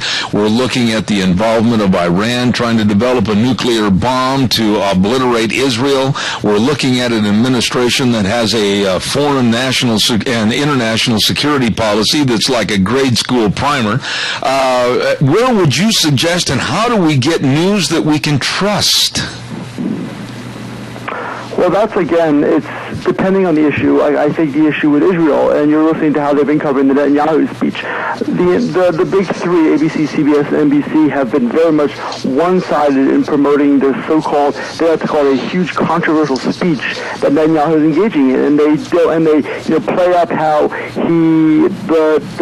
Boehner's office and the Speaker's office didn't contact the White House, when that's not entirely true. There's significant evidence that they did consult the White House, and the White House gave them the go-ahead, and now they're trying to just play it up as, this is a snub, this is the Netanyahu thumbing his putting his thumb in the eye of the White House, when that's not really true at all. The speech is going on right now. I was listening to it before I came on, and that's not what happened at all. But the media is not playing it up that way. They're playing it up as very confrontational, and they're only giving the Obama administration's kind of line on this, that this shouldn't be happening.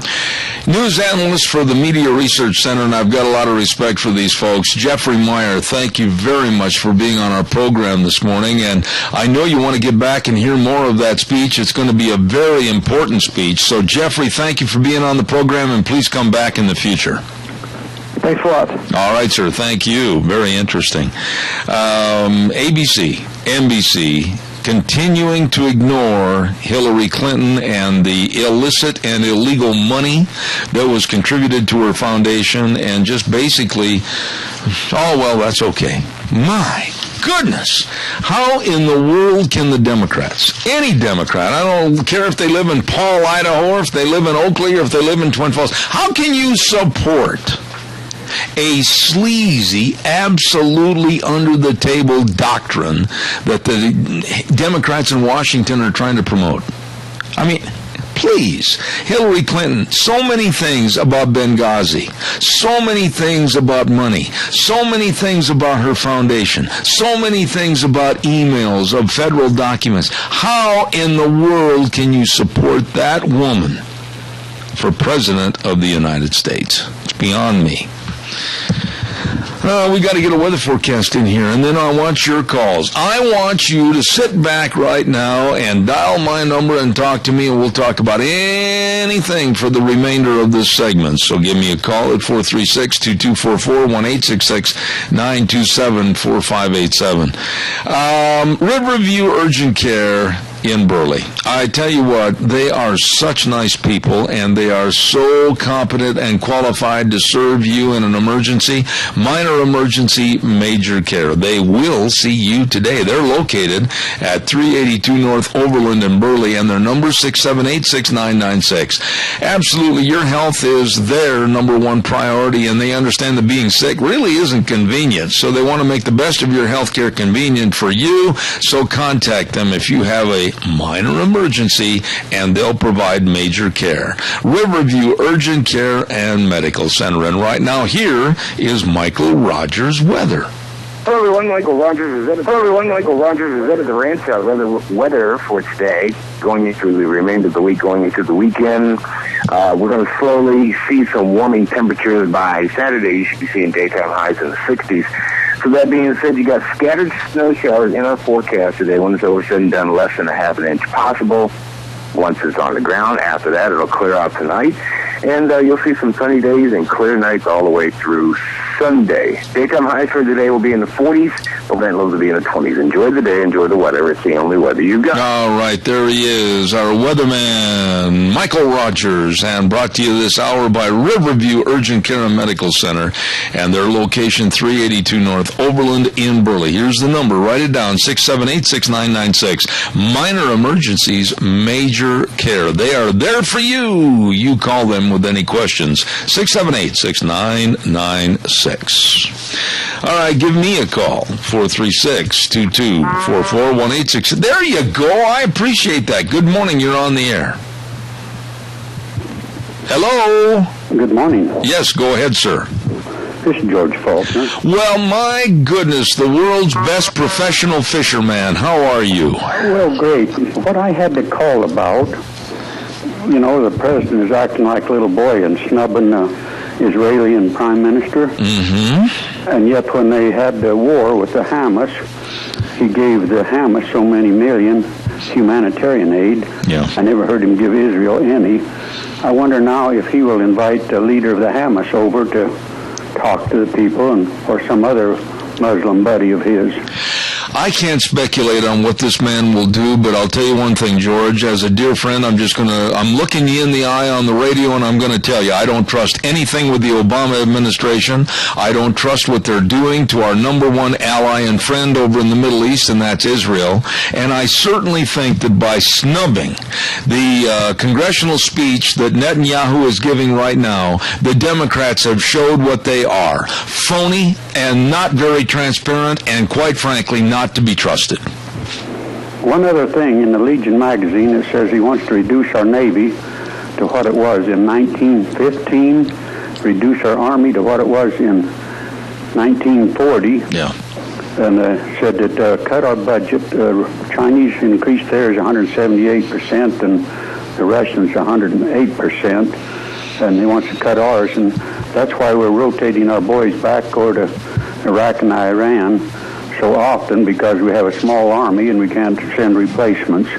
I sure don't think much of him, but I guess you and I share the opinion. Well, I don't have anything good to say about Obama. I've never liked him personally. I've never liked his ideology, and I certainly think it's absolutely borders on the verge of total stupidity to say that you're going to lower the levels of Navy and involvement of the Navy back to 1915, 1915 levels in a time when the world is so explosive. That, to me, is absolutely the dumbest thing I've ever heard. Well, that's his policy, and I guess it's as dumb as I've ever heard also. Yeah, but George, it's not his policy alone. It's not just going to affect Barack Obama. It's going to affect all of the United States with our security and our world relations, but also it affects our friends and neighbors and allies, because they know that with these cutbacks, we're not always going to be there in a time of need. Well, he'll have us down to a third-rate nation, and we was once the powerfulest nation in the world. I totally agree with you, and we have nothing to do or say about it for another 688 days. Okay, well, thanks for listening. No, God bless you, my dear friend. Thanks. Go fishing. Okay. All right, thank you. Caller number 2, I know you're there. I'm going to ask your indulgence. Stay with me just a minute. I got to do a quick commercial. I'll be right with you. Don't you dare go away. Don't forget Parkview Rehabilitation and Care Center at 2303 Park Avenue in Burley. Number to remember, write this down, 677-3073.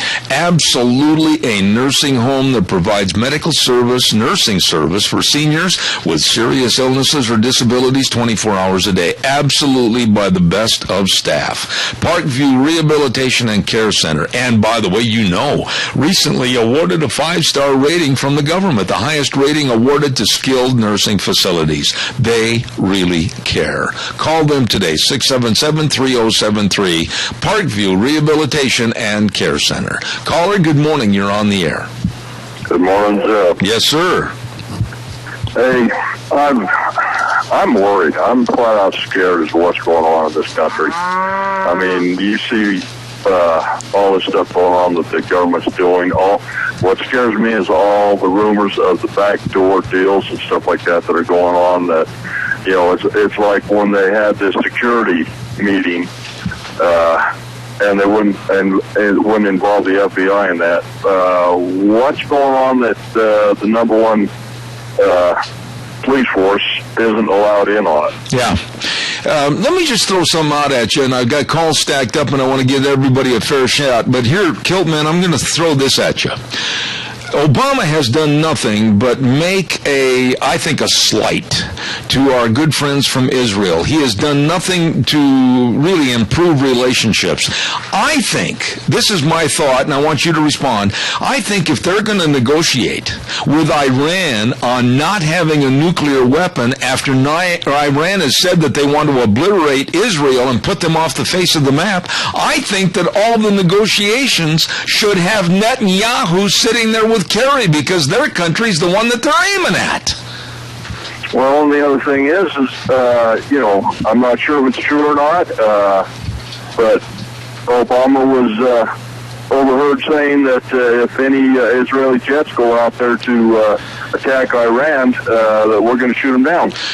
I have no verification of that. I have heard that rumor, but I am not going to say it that I have heard it verified, so I won't promote that rumor. But I have heard that from various sources. Yeah, me too. Okay. So, I mean, everything that this president has done, everything that his cronies have done and stuff like that have done nothing but to hurt this country. Well, they've done nothing but hurt this country. They haven't helped at all, and all they're trying to do is to take over and diminish our lifestyle as we see it now. I couldn't agree more. Good to hear from you, Kilt, man. Take care, buddy. I got to run. You too. All right, thank you. Caller, you're on the air. Go ahead. Yeah, good morning, Jeb. Yes, sir. I tell you what, you keep slapping Netanyahu around, you're going to run into a whole bunch of trouble in this country. Well, I can't argue that, but what about my idea just a minute ago? I mean, absolutely, this Iranian behind the scenes, give and take. I think the sanctions should be toughened. I think we should absolutely be like a cat over a plate of milk, the United States over Iran. I think we should make demands on them, and I think that Netanyahu or some representative from Israel should be in on the negotiations, because Israel is the country that Iran is aiming at. Well, we should never have put Kerry in charge of that kind of negotiating in the first place. I agree. I got a fence post out here I got some hose hanging on, has got more brains than that Kerry's got. Now, stop running down fence posts, would you, Al? I know, I'm so sorry. Okay, thank you. I got to tell you, that cinnamon roll is so good. Oh, you did it again. How dare you. Thank you, sir. Have a good day. Have a good day. All right. Calls welcome, 436-2244, 1-866-927-4587. You know, I'm so blessed to have, like I said, the cream of the crop on this program. And by the way, we welcome more calls. Come on, don't quit me. I want to say thank you very much to Streamline Precision, 120 South, 100 West of Burley. And, of course, as you may or may not know, Zane Gillette is the owner, and they've got a great sales representative by the name of Tim. All you have to do is give Tim a call for estimates for anything you need built. Now, when I say that, Streamline Precision is a contracting construction company that specializes in large-scale industrial projects. And also, they can provide complete excavation services. They include public projects, large pipelines, irrigation canals, settling ponds. These folks are really, really good, and they're currently building a brand new Funk Dairy right over here in Murtaugh. Streamline Precision. Write that name down. They're located at 120 South, 100 West of Burley, and the number to call for estimates, remember this, call Tim Vaughn at 431-7314. 431-7314. Streamline Precision. Caller, good morning. You're on the air. Yeah, good morning. Okay, everybody has a short memory. Clinton lowered our military like crazy, closed a bunch of bases. He shut down a bunch of oil refineries so they could raise price oil. He gave us NAFTA. He did absolutely nothing about all the times that we were bombed during his administration. So this is just a continuation of that same administration, but deeper and deeper into our lives. And we need to remember that. I told him when he was taking down our military and closed his bases, Alameda, a whole bunch of bases got closed, that we were going to be hit, we were going to go to war. So Bush walks into office and we get, bombed. So what happens? We don't have much military. We have to try to rebuild it back up. Let me ask you this. Did you have a chance to listen to any of Netanyahu's speech this morning? Yes, I did. Okay. Give me, please, because I've been on the air, give me, please, your synopsis and estimation of what the worth of the speech was. What the worth of his speech was? Yes. Basically, he wants to work with America. And, he would like to be our friend. Mm-hmm. But this administration is not going to ever let him be that way. Did he, and again, I didn't have a chance to hear it. I want to do some study on it right after this program. But did he start pointing fingers? I would say this as a preface to what I'm asking you. I think finger pointing is necessary to draw some of these people out, like Obama and Kerry and others, because Israel has more to lose than anybody in a deal that goes bad with Iran. I don't think he did enough finger pointing.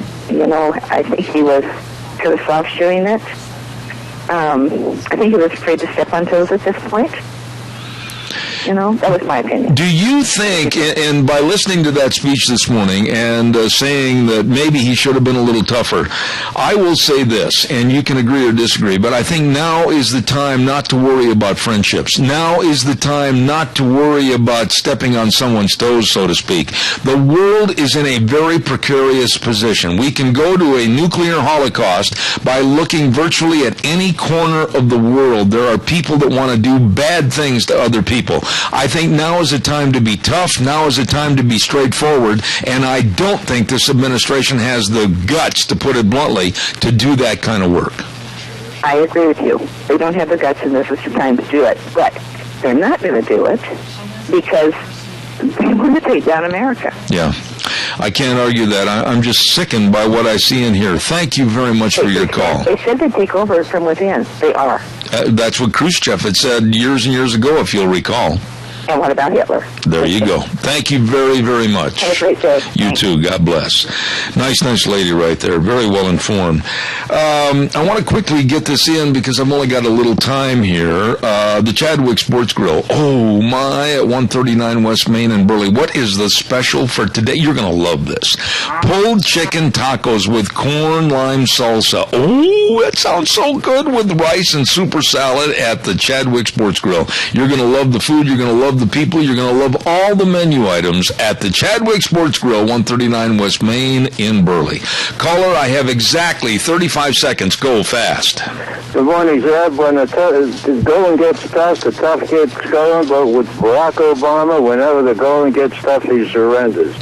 And this is part of the makeup. That's why this country's in so much trouble. I cannot argue with that, Tony. God bless you for your call. Thank you very much. Appreciate it. He's 100% right. This appeasement, this weakening, this, we don't want to get involved, this, we're not going to protect our friends, this attitude of Obama and John Kerry and the shaking of heads by our military leaders, our generals and our colonels that know so much more than a community organizer that should never, ever have been elected president. And the same can be said for Hillary Clinton. God help us all. We're going to be back in 6. Don't go away. Oh, here we are. Ken's talking and not paying attention to the clock. Good morning. Welcome back. Zeb at the Ranch with our major sponsor, your Magic Valley Les Schwab Tire Centers, all 7 locations. Great big spring tire sale going on right now. And then also some of our great advertisers like Western Way Services, always at your disposal. Get on the route service today. And the number to call, 734-6969. And before we do anything, we're going to say a great big good morning, even before I do a commercial here, to Lorna Turner. Hope she's feeling better. And Lorna, good morning. And I'm making your little boy behave, I promise. I want to remind everybody about Burley Physical Therapy and Rehabilitation, 1263 Bennett Avenue, Suite 2 in Burley. If the snow doesn't let up, I'm not going to go down there this afternoon and get in the pool, I'll tell you. Kind of ugly outside. But anyway, Burley Physical Therapy and Rehabilitation, 1263 Bennett Avenue, Suite 2. You call because I'll tell you what, with all the exercises, all the sports medicine, and the hydrotherapy pool with the treadmill in the bottom and everything, oh my, they can help you get back to feeling like you. Absolutely the best of physical therapists, people that really care, and people that really know. Headed up by Nick Greenwell, physical therapist at Burley Physical Therapy and Rehabilitation, 1263 Bennett Avenue, Suite 2 in Burley. Number to call for an appointment, 678-1191. Right now, it is time for the world-famous traveler that has packed his suitcase and landed here at the airport at Murtaugh, and it's Dr. Ken Turner, better known as Dr. History, brought to you by Minnecasia Sales, 1321 East Main in Burley. Zach and Joanne, the whole staff serving you at Minnecasia Sales, and we're going to tell you more about them a little later, but good morning, Dr. History. Good morning. I braved a blizzard to get out here today. I can't even see my back fence right now. It's snowing so hard here.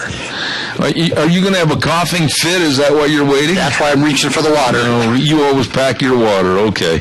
Well, now, what do we got that we're going to talk about today? Well, we've talked about some good men and some bad men, but we're going to talk about a bad guy. Now, wait a minute. Good men and bad men, but this guy, the emphasis on really bad. Really bad. Who's this? John Wesley Hardin. You know, he was a guy that, I've got a couple of books over here on the stand about John Wesley Hardin. There were times in his life that he did actually some good. Yes. But there were most of the times... Bad. He was bad. He was bad. All right, take it away. All right, John Wesley Hardin may have been the West's greatest gunfighter, although this statement is kind of a matter of opinion and judgment and interpretation.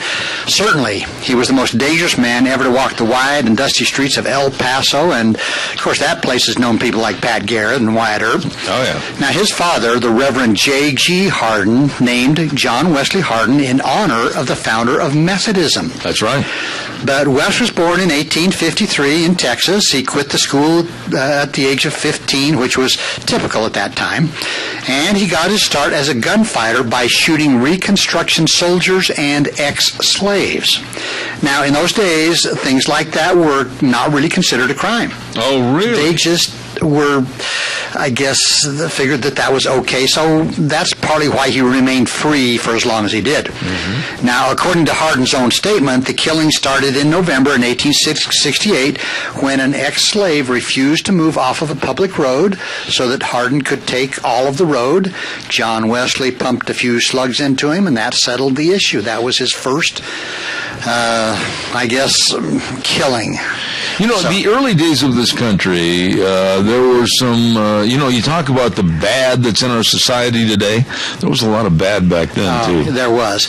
Well, they didn't agree with him shooting that person, so the soldiers, they picked up Hardin's trail, and unfortunately for them, Hardin saw 3 bluecoats coming. He ambushed them at a creek crossing. He killed 2 with a shotgun and a 3rd with a revolver. Oh, my goodness. Now, at that point, as you mentioned, sympathetic civilians actually hid the bodies while John and Wesley Hardin fled the vicinity. Mm-hmm. So, for the next 5 years, Hardin's career is simply one killing after another. Now, all in self-defense, he said.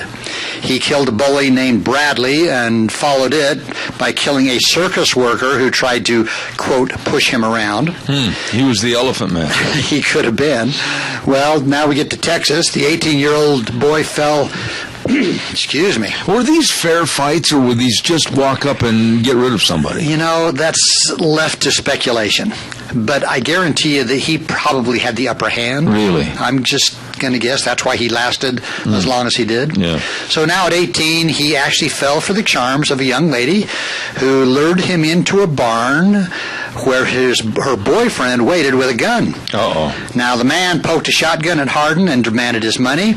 John Wesley took it from his pocket and accidentally dropped some on the floor. Mm-hmm. Well, when the greedy hold-up man reached to scoop it up, Hardin pulled a pistol and shot him, and after retrieving his cash, he left town in the usual manner, in a hurry and on the run. I see. Well, Hardin made it to Marshall, Texas, where the law caught up with him for the first time. West killed one of the guards and escaped. Since he was now near his parents, he paused for a few days, and his father advised him to head to Mexico. Did they know how bad a guy he was? I'm thinking by this time, surely his reputation would have caught up with him. Oh, man. I'm just guessing. Hard to have him over for Thanksgiving. It would be. But anyway, Hardin had journeyed only a short distance from home when 3 state policemen took him into custody. As they camped that night, the guard carelessly dozed off. Not a good thing. No. Hardin got hold of his shotgun, and the sleepy officer never woke up. Oh, boy. Now, the Clements family. They were relatives of the Hardin family. They took him in Texas, and again, they discouraged him from heading for Mexico. Instead, they encouraged his participation in a Kansas cattle drive. And it would get him out of the state and provide a little time to allow his troubles to kind of die down. Well, as they drove the cattle across Indian territory, Hardin killed 2 Indians who tried to tax the herd 10 cents a head. Mm-hmm. And they did that. The Indians would kind of a toll. Yeah. Well, he obviously didn't agree with that. Now, a few miles further at a bend in Arkansas River, much more serious trouble came up. A following trail herd came on too fast, which meant that the cattle mixed with one another, and the cowboys had a tough time sorting them out and separating them.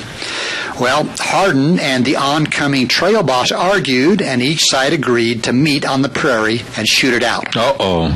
Well, Hardin and his cousin, Jim Clements, met the other party, which consisted of 6. And with a wild yell, the 2 factions charged each other on horseback. When the shooting stopped a few minutes later, the 6 challengers lay dead. Witnesses said Hardin killed 5 and Clements killed 1. Holy smokes. Is all this verified? Well, as good as history can be verified. Oh, my goodness. You know? Well, from that moment on, Hardin would have a nickname friends and enemies called him Little Arkansas, which was a reference to the river where this battle took place. Yeah. Now, there's a story that in Abilene, Kansas, Hardin next tangled with Wild Bill Hickok. Uh-oh. Now, a new marshal. Wild Bill was tough. He was. And he was a new marshal, just now reaching the height of his powers. Now, the law forbade wearing guns in town. And since Hardin carried his gun in plain sight, Hickok approached John Wesley in a saloon and asked for his weapon.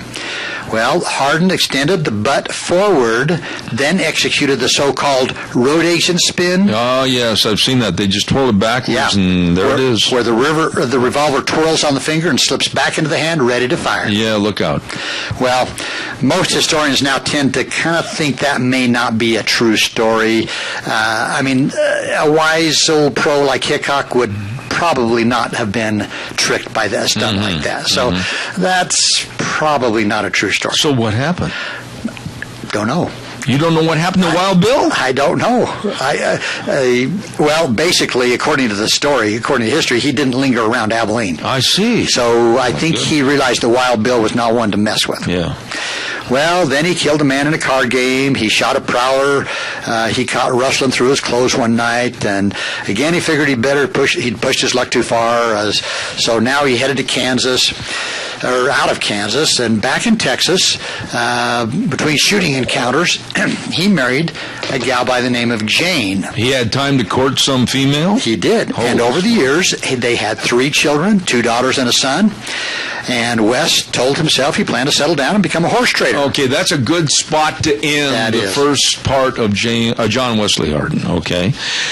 Ladies and gentlemen, more with Dr. History in just a moment. Don't forget Minikash's sales. I'm telling you, every day on my program I talk to you about these folks. I am really impressed with everything they have to serve you. Need new windows? They've got them. Need a new garage door? They've got them. Need carpet? And they can help you with that. They've got all your vinyl and metal siding, and for those of us in the livestock business, they are a distributor for Tartar Ranch and Farm Equipment, and Dr. History and I both know that is the top of the line. Absolutely. You give a great big call to Zach or Joanne at 878-2091. That number again, 878-2091, and their location right across the road from the Burley Airport. Can't miss it. Minikash's sales, 1321 East Main in Burley. They're waiting right now to help you.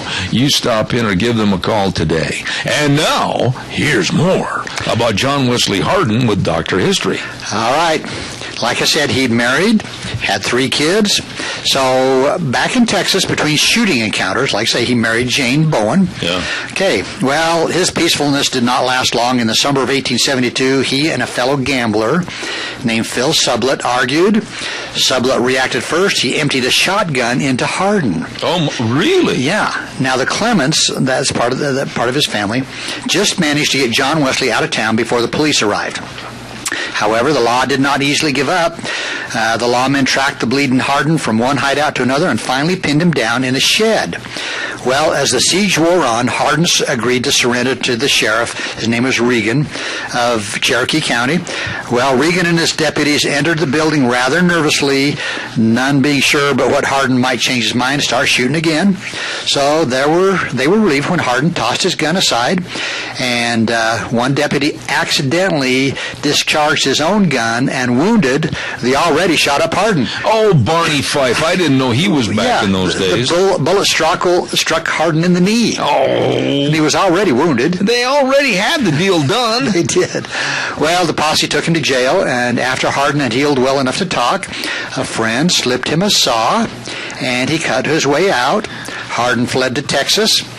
Now, altogether, Hardin had now killed about 30 men, plus or minus a body here and there. Oh, my goodness. And on his 21st birthday, he notched another victim. Ironically, it may have been the only time in his bloody career that he actually reacted in self-defense. And for that, he actually went to prison. You see, the state put a $4,000 reward. Now, back then, $4,000. That was a lot of money. That was a lot of money. A lot of money. On Hardin's dark, curly head, and that sort of cash drew the attention of the Texas Rangers. There you go. Now, in particular, a guy by the name of Lieutenant Armstrong. Now, Hardin hid out in Florida, Georgia, and Alabama, and he actually went under the alias of J.H. Swain. Now, this Texas Ranger Armstrong learned of Hardin's whereabouts and trapped him on board a train in Pensacola, Florida. Way over there? Clear over in Florida. Wow. So, a young companion of Hardin's... He was down to Disney World. He was going to Disney World.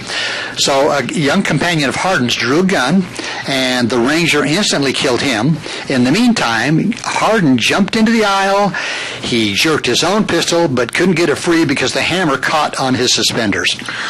See, that's why I don't wear those. Me too. I would never be caught in suspenders. Boy, I'm telling you. So it says Hardin practically pulled his pants over his head trying to get his gun loose. Wait a minute, pulled his pants over his head? Well, he was trying to get his gun loose. Holy smokes.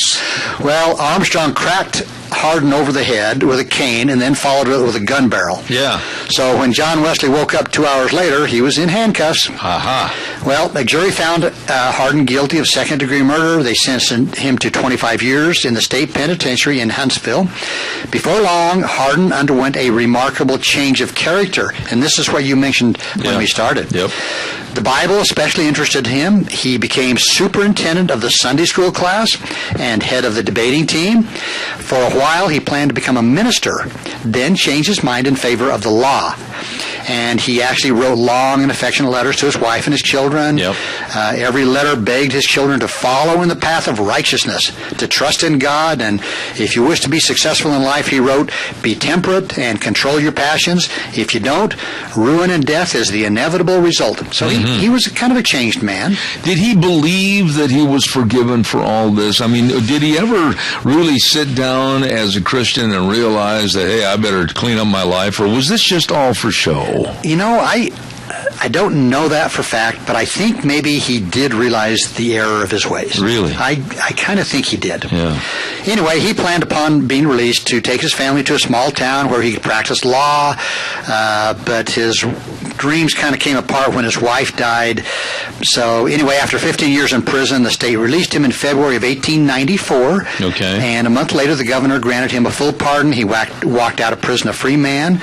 He moved to Gonzales, where he actually passed his legal exam. Yeah, I heard that. He was a lawyer, full-fledged. Yeah, became a lawyer. Yeah. Well, in 1895, he married a young gal, very young, called Callie Lewis, and I hate to say it, but he actually won her in a poker game. Oh, he really had cleaned up his act, hadn't he? Yeah, that's a little questionable. Doggone lawyers! I know it. Well, the father, who lost the daughter in the card game... The father? The father forced the daughter to go through with the ceremony. Oh, boy. But naturally, such an arrangement did not work out. Hardin was drunk at the time. Oh, boy. Realized that this was probably not a good situation, so he left for El Paso. Now, here, he hung out his shingle, which said John W. Hardin, attorney at law. Unfortunately, he spent most of his time in the bars.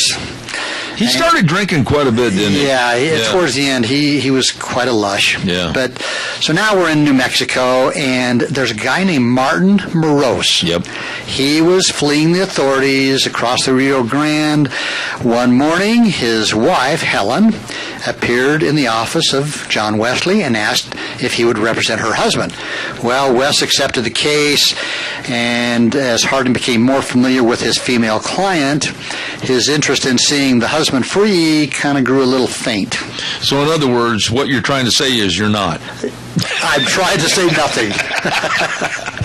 Beulah, or Helen, spent most of her time in the arms of her attorney. I see. Not good. So, anyway, Moroz finally got out and threatened to kill Hardin, and the old Hardin would have looked at Moroz and killed him, but the new Hardin decided he wasn't going to kill him, he was going to hire some friends to kill him. Oh, that makes it so much easier. Yeah. So using Beulah as bait, Beulah the bait, he talked Moroz into a midnight rendezvous on the banks of the El Paso River, and he was ambushed by these guys. They started firing with shotguns and rifles, and they shot Moroz, and he received a half a dozen wounds, and he died. Can you imagine that? Yeah, only half a dozen. Half a dozen. Yeah. So John Wesley Hardin, at this point, he doubled his liquor intake, and I think he did feel bad about having this guy killed. Well, wait a minute. What happened to Beulah? Well, I think we're going to get to that. Oh, okay. But at this point, he doubled his liquor intake and spent more time at the gambling tables, and pretty soon he owed more money in every saloon than he had money. And oh boy, good old Helen Beulah, that relationship kind of took a sour tone because both of them drank. They brawled repeatedly. He once threatened to kill her. Oh boy. And anyway, a little marital spat. Yeah. So towards the end here, there was a point where Hardin walked into the Acme Saloon one evening. I remember this story. She started gambling. An old gunfighter by the name of John Selman, you may have heard of him. I did. Came storming through the bat wing doors with a blazing .45. He shot Hardin once in the head, once in the chest, and once in the arm. He never had a chance. Hardin lay sprawled on the wooden floor with bullet holes, and the undertakers removed the body, cleaned it up, made it ready for the photographer. A newspaper remarked that except for being dead, he looked to be in fine shape. Yeah. Now I'm going to show you a picture here, Zeb. Okay, now hold it up so everybody at home can see it through the microphone. Okay. Hardin there was a look in his eye like, don't mess with me. Yeah. But as you notice the other picture with him being dead. Well, you got the fold. I can't see that. So if you can, there's not a look in his eye. No. His eyes are closed, aren't they? Yeah, they permanently. He does have a nice mustache. Yeah. And he does look kind of good, really. I think they combed his hair. Well, the moral of the story is never go into a building with the name Acme. No. And do not turn your back on a guy named John Selman. No. A gunfighter. No. And don't mess with Beulah. Well, what goes around comes around. It does. And, it's like he tried to turn his life around. Yeah. But you wonder if that was an act trying to get out for good behavior. I don't know. But John Wesley Hardin was one of the, at a very young age, feared people like Billy the Kid. Yeah. One of the very most feared people in the West. And, he was more psychotic. I'll say this. I think he was more of a psychotic killer than Billy the Kid. Billy the Kid was a good kid forced into doing wrong. Right. And John Wesley, I think he killed. Nuts. He was just crazy. Yeah. He just killed for I hate to say it, for the fun of killing. Yeah. And there was only one instance where it may have been in self-defense. Yeah. The rest of them were just you were in the wrong place at the wrong time. But you look at like Billy the Kid and John Wesley Hardin and all those names of the Old West. Billy the Kid, because of the range wars going on in the Lincoln, New Mexico area, and his allegiance to his boss of the ranch and everything, he was kind of forced into a protection type deal. I have a little more affinity towards Billy the Kid. Yeah, I do too. Than John Wesley. I still think he didn't die until 1951? Yeah. Something like that. Yeah. I don't think Pat Garrett got him. That's one of those stories that... Of course, I don't believe we landed on the moon either. Okay. And Butch Cassidy and the Sundance Kid. Yeah, he made it through. He made it through all that, yeah. Sure, he came back. He was fine. Yeah. What do you got next week? I haven't got a clue. There was too much of a pause there, my friend. Hey, tell everybody how many countries were listened to in the world status that we haven't severed relationships with. We're actually up to about 90 countries. 90 countries? And we're up to up close to 200,000 hits. Oh, my goodness. Now, tell us, what's the most interesting country that you've looked on the list? Brazil has a lot of listeners. A lot of cowboys down in Brazil. Yeah, but China is by far the most. And you're going to China? April 1st. Now, can you speak any of the language? I've got some CDs I'm listening to. In your sleep at night? And I don't know any more than when I started listening to them. Really? Can you say hello? Not yet. You're really not in very good shape. What are you going to say about your luggage when it's lost when you get off the plane? I'm going to learn 3 words. I am lost. Well, so is your luggage. Yeah. So, and please help. Please help. How do you say help in Chinese? I don't know that either. Figured that. You've really wasted a lot of time not sleeping at night. I have.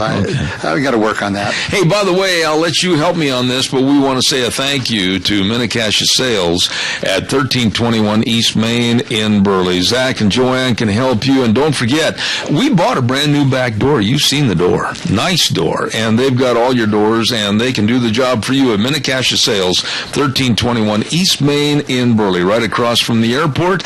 The number to call, 878-2091 Minnecash Sales. Bringing you Dr. History. Tomorrow morning, they're laying carpet for us in my mother's house. Really? Yeah. Well, Lorna, congratulations, and I hope you sprung for the cost. Well, of course. I figured you would. Well, I want to tell you how much I appreciated that story about John Wesley Hardin. Great. You know, there was another historical person I want to just mention real quick that there's a little bit of discrepancy on, and maybe you could do a report on him next week, and that's Davy Crockett. Yeah, you know, some people don't believe that he went down as a hero at the Alamo. Maybe you could do a little bit of research on that. I don't think I've ever done one on him. I don't think you have. Nope. Okay, well, Davy Crockett, and I'll sing the theme song, and you can hum. Maybe I better sing and you better hum. What's the matter with my singing? You've never heard me sing. And I don't really want to. Well, thank you. Where are you going to do the program from next week? Hey, nice to have you here. Thanks very much. Don't let the door hit you on the posterior on the way out. Okay, Dr. Ken Turner, and I really appreciate him being on our show. I've got to quickly get this in, Ken, so pardon me. I want to remind everybody on Thursdays we have a segment that's called Cassia County School Days, and we want to say thank you to our two sponsors, The Child's World at 1308 Overland in Burley, and right now they're in the middle of their great big 12-day birthday party celebrating 12 years in business. They've got all the Cherokee and Dickie scrubs, the shoes, the cribs, the strollers, everything, the games, all there for you at A Child's World, 1308 Overland in Burley. And also, Ambulatory Surgery Center at 1344 Highland. 14 years the Ambulatory Surgery Center continues to save area residents thousands of dollars on same-day surgery. Please call them, 677-8888. Ambulatory Surgery Center at A Child's World, bringing you school days in Cassia County. And right now, here is a break at the bottom of the hour with Gina. And now, back to Zeb at the Ranch on AM 1230 KBAR. To reach Zeb, call 436-2244 or toll free 1-866-927-4587. And now, here is Zeb Bell. Once again, quickly, I want to remind you about Streamline Precision, 120 South, 100 West of Burley. When you need something built, you need to call Streamline Precision. Call Tim Vaughn at 431-7314. Remember that number for estimates, 431-7314. Streamline Precision, a family of companies providing construction, excavation, and fabrication services, and you can look at all they do, and they do it very well, online at streamlineprecision.com. Don't forget they have manufacturing and contracting all under one roof, making coordinated, accurate, confidential, and consistent timelines to meet their clients' demanding needs. And as I mentioned last hour, they are currently building the new Funk Dairy in Murtaugh. Call Tim Vaughn at 431-7314 today for estimates. The very best working and serving you. Streamline Precision, 120 South, 100 West of Burley, right next to Dot Foods. Also, real fast, I want to remind you about our friends. Well, I'll get to that in just a few minutes. I'll tell you what, right now I don't want to keep him waiting. And that's, of course, a dear friend of mine from Red's Trading Post in Twin Falls. We say good morning to Ryan Horsley. Ryan, good morning. How are you? I'm excellent, Zeb. How are you? Well, are you getting any snow in Twin Falls? No, not yet. Coming our way? Oh, it's really snowing here. I can't even hardly see the back fence of my place. But anyway, what I wanted to talk to you about this morning, you of all people, of course, in Red's Trading Post, have been in historic Old Town Twin Falls since way back in 1936. You have seen the highs and the lows. You've seen government intervention and trying to change the laws and try to take our guns away. Now, in the last 2 years of this Obama administration, I think I'm really afraid because it looks like he's going to be aiming at ammunition. What do you know about possibly trying to curtail the sales of ammo? What has recently happened is, they've reclassified what's referred to as the green tip 5.56 ammunition, and that's It's as they're stating that it doesn't have a sporting purpose, and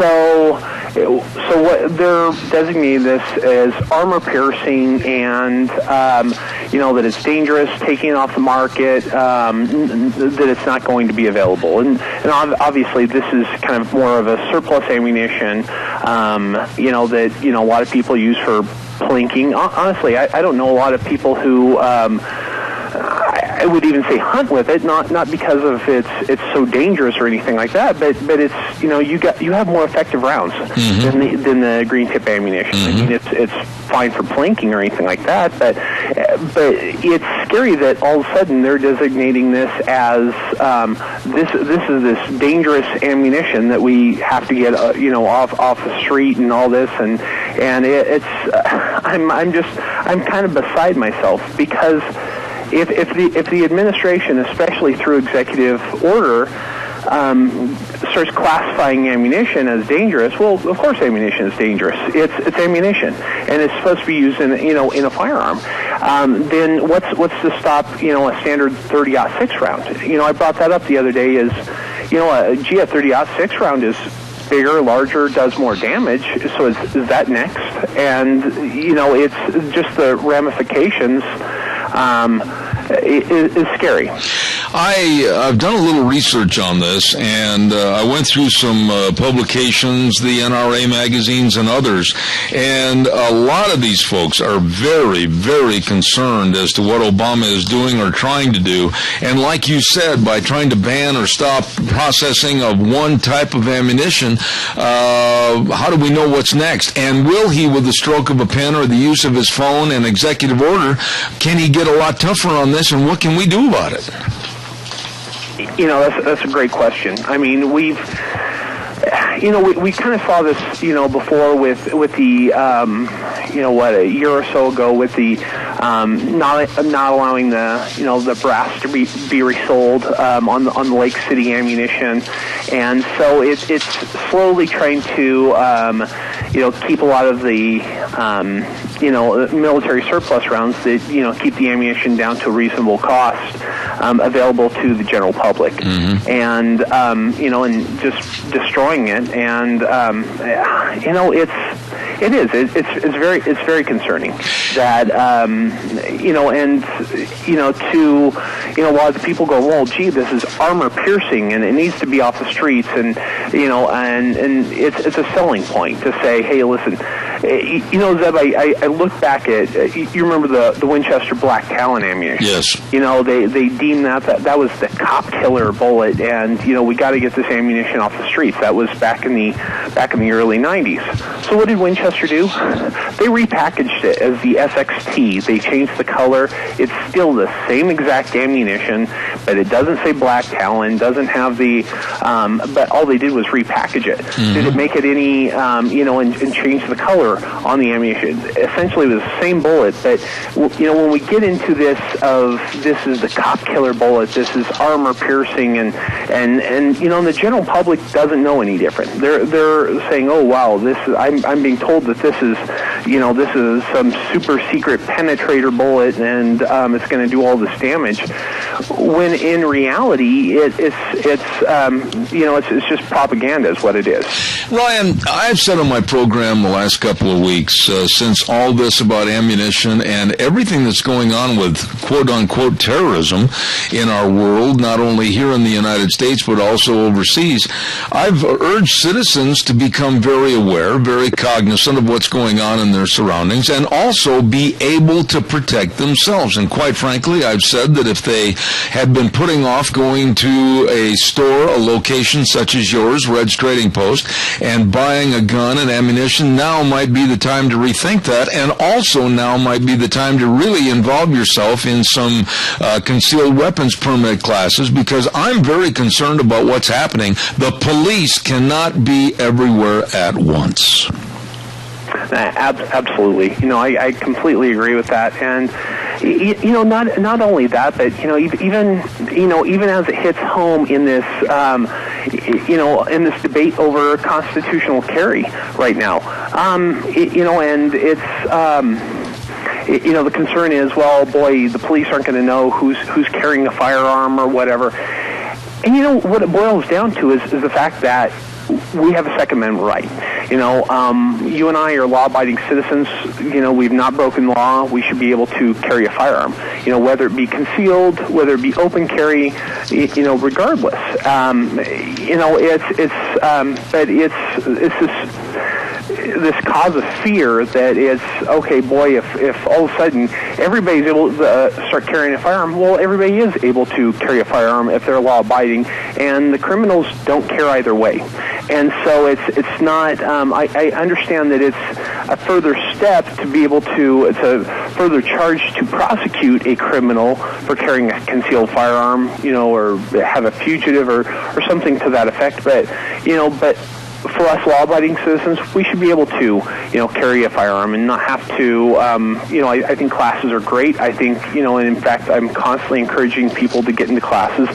But again, I'm a strong supporter in Second Amendment rights. And no, you should. I have so many husbands who come in here and say, "Hey, listen, I want to get this for my wife," or okay, is she going to take a class? No, no, she's not. She doesn't feel comfortable right now. Well, if she puts it in her purse, then she's breaking the law. Mm-hmm. And so that's a concern as well. You don't want these women who want to protect themselves all of a sudden breaking the law, but it goes back to the fear, and this is and as I've said before, you talk with some of the older police officers who are around longer and realize, like you just said, they can't be everywhere. Ryan, let me ask you this, and I think there's a lot of confusion and also another word of a lot of concern. People that, like myself, they have a concealed weapons permit, but now we hear that, well, you can go here, but you can't go here. And if you do go there, you could be arrested. Well, if you go there, it's all right. I mean, there's kind of a zigzag and a kind of a puzzle as to where you can go with a concealed weapon and a permit for protection for your wife and your family. What is the law? Are they ever going to make it uniform so that all 50 states will cohere to the same thing? No. No, because, you have the give and take, because you have because I don't think that we want to adapt to, some of the anti-gun states' laws. We don't want to adapt to California. We don't want to adapt to Massachusetts or anything like that, or New York. Yet at the same time, they don't want to adapt to our laws. And, even coming in the middle on some of these, I think that, to a point, it's, having the ability to carry in some of these other states, but at the same time, I always encourage people, if they are traveling, if they're going to another state, study, understand the law, because it's not the same as ours. It doesn't carry in all 50 states, or even other states that are more open, like let's say Utah. You can't carry a concealed firearm at if you're LDS, if in the LDS church. Mm-hmm. So any of those churches, a concealed firearm is banned in that. So so you have to look at different states and how the law is interpreted in other states. So you just can't take it on. Okay, this is how it is in Idaho, and that's it. We're a little bit more lenient in Idaho, but you can't. At the same time, I don't want to see anyone arrested or just on sheer fact of ignorance. Absolutely. I've only got a couple of minutes left here, but one of the things I'm worried about, Ryan, is that there are many people on the liberal side of things that would like to see the Second Amendment abolished. And I have a quote, I'm sure you've seen this, from a Portland State University instructor, and he said the following, and I want you to respond. Repeal the stupid Second Amendment. Surround it, grab it, bring it in the back room, pull down the shades, and end it. Okay, petition for it. Get it on the ballot and get it done by enough of the U.S. populace, by enough people in enough states to get it consigned to the dustbin of history. Those are the kind of people, Ryan, that are trying to take away our guns. Absolutely, and it's sheer ignorance. It's sheer ignorance. And you know, I respect, you know, I have people who either don't own firearms or don't want to own a firearm. And you know what, I respect where they're coming from, and you know, I try not to, you know, step on their toes on that. But at the same time, there's, you know, show the same respect in the, you know, the other sense. Right. You know, it's not just, you know, taking things at, you know, from the propaganda machine, and that's really what it is. It's, you know, attempting to, you know, shame us gun owners to the point that we, you know, continue to concede and we continue to give up and piecemeal our rights away. You know, you take a look at this latest one where everybody's like, well, nobody needs armor-piercing rounds and, you know, all that, and they don't understand. It's just pure propaganda. You know, it's not going to make anything safer. They're really not armor-piercing rounds. There's and it's just propaganda is what it is, and you know, just to encourage people to be educated on it. And you know, I even people who, you know, don't own a firearm, I'm like, you know what, take a class and at least learn how to use it and understand that, and then you know, that tends to change their mind, and also, you know, maybe they won't start caring, but at the same time, they have a better respect for it. And also, you know, somebody who's been a victim of crime, that tends to change their opinion pretty quick as well. Absolutely. Real quick, Ryan, on behalf of Red's Trading Post, you, of course, have concealed weapons classes from LMS Defense and Legal Heat. Well, how do they go about signing up for those classes? Usually we have the information here in the store. They can either go on our website, on our Facebook page. There's links to it on there, and we try and keep everybody updated. You know, even on the Legal Heat classes, you can go back through those. So if you've taken them in the past, they allow you to go back through them. If it's been a year, you can go back through it and take the class again. Just contact them, and you know, I've had to take a refresher course as laws have changed as well. Mm-hmm. Ryan Horsley, and I've got the utmost respect for you and his business. Red's Trading Post, 203 5th Avenue South in Twin Falls. Ryan, thank you for taking the time to come on our program, and please know I'll have you back in the future. Thanks so much. Thank you, Zeb. God bless. Thank you much. Very interesting gentleman right there. Red's Trading Post, Ryan Horsley, 203 5th Avenue South in Twin Falls. Hey, it is time for the weather. And I've got to get the weather in here real quick. And it's brought to you by our friends at Scarrows Meats, 331 North Road, Jerome. Oh, my goodness. Did you hear what I said yesterday? Right now, they have what they call the tax return meat package. Now, listen to this. For just $300, you get all kinds of beef products and then pork products and chicken and cheese. All of that for just $300. I mean, the list goes on and on and on as to what you're going to get. All you need to do is just call them and find out more about the tax return meat package from Scarrows Meats. Oh, they sell taste one bite at a time, and everything they sell is guaranteed. 324-7657, Scarrows Meats. Right now, here's Michael Rogers' weather. Hello, everyone. Michael Rogers is at the ranch. Weather for today, going into the remainder of the week, going into the weekend. We're going to slowly see some warming temperatures. By Saturday, you should be seeing daytime highs in the 60s. So that being said, you got scattered snow showers in our forecast today. When it's over said and done, less than a half an inch possible. Once it's on the ground, after that, it'll clear out tonight. And you'll see some sunny days and clear nights all the way through Sunday. Daytime highs for today will be in the 40s. Overnight lows will be in the 20s. Enjoy the day. Enjoy the weather. It's the only weather you got. Oh, there you go, Michael. Thank you very much. And don't forget again, what a great bargain. I just look at this list. I mean, like, I'm just mentioning some of the items like 8 bacon-wrapped tenderloins and all kinds of bacon and brats. I love brats. And chicken and cheeses and rump roasts and New York steaks. All of that in that $300 tax return meat package from Scarrows Meats. And they're located at 331 North Road, Jerome. Telephone number, you call them, 324-7657. They are selling taste one bite at a time. That sounds good. Oh, by the way, too, don't forget our friends at Burley Glass, Gentle Ben and Leslie and the whole crew at Burley Glass, 1029 Overland in Burley, working very hard to provide great service to all the communities in Magic Valley. You need to update your windows? Well, I'll tell you what, I highly recommend Burley Glass. They put new windows in my office, and man, I have not at all been sorry. What a great job they did. And it can help increase the energy efficiency of your home by up to 2 to 3 times. Burley Glass, 1029 Overland in Burley. Really good people. Tell them Zeb sent you.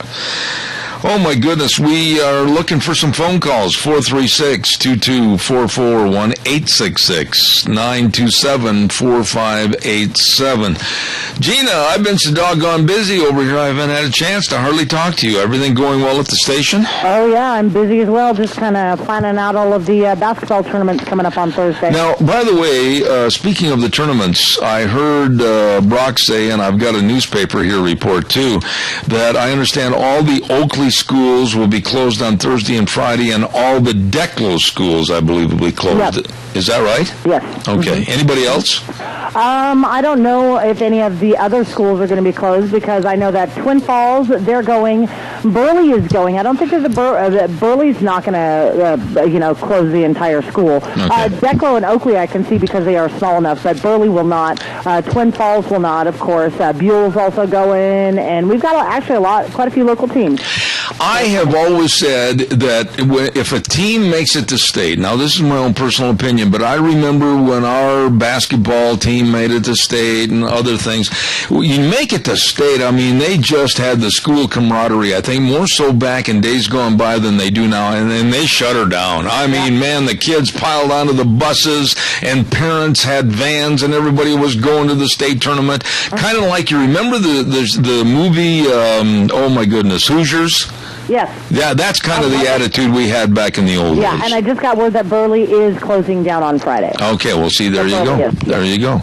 But there is nothing like the camaraderie and the fun, and it brings, I think, students and families and everybody together to support their team at the state tournament. Oh, yeah. Well, and you're supporting your local high school athletes, and these boys and girls just pour their hard sweat, tears and blood and everything else out onto the court. Not only that, but they have to do well in school, so it's nice to see, the communities rally around them when, they make it this far. I don't know about Valley, if they're closing their school for the kids to go to state or not. We don't know about that one. Have you heard?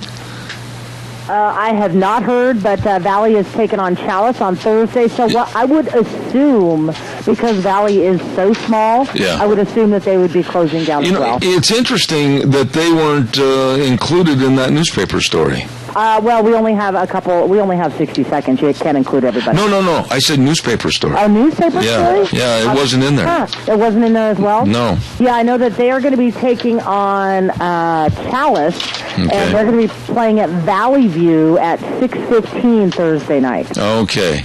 Well, I just will tell people, is there a number that they can call at the station to find out if their games are going to be covered?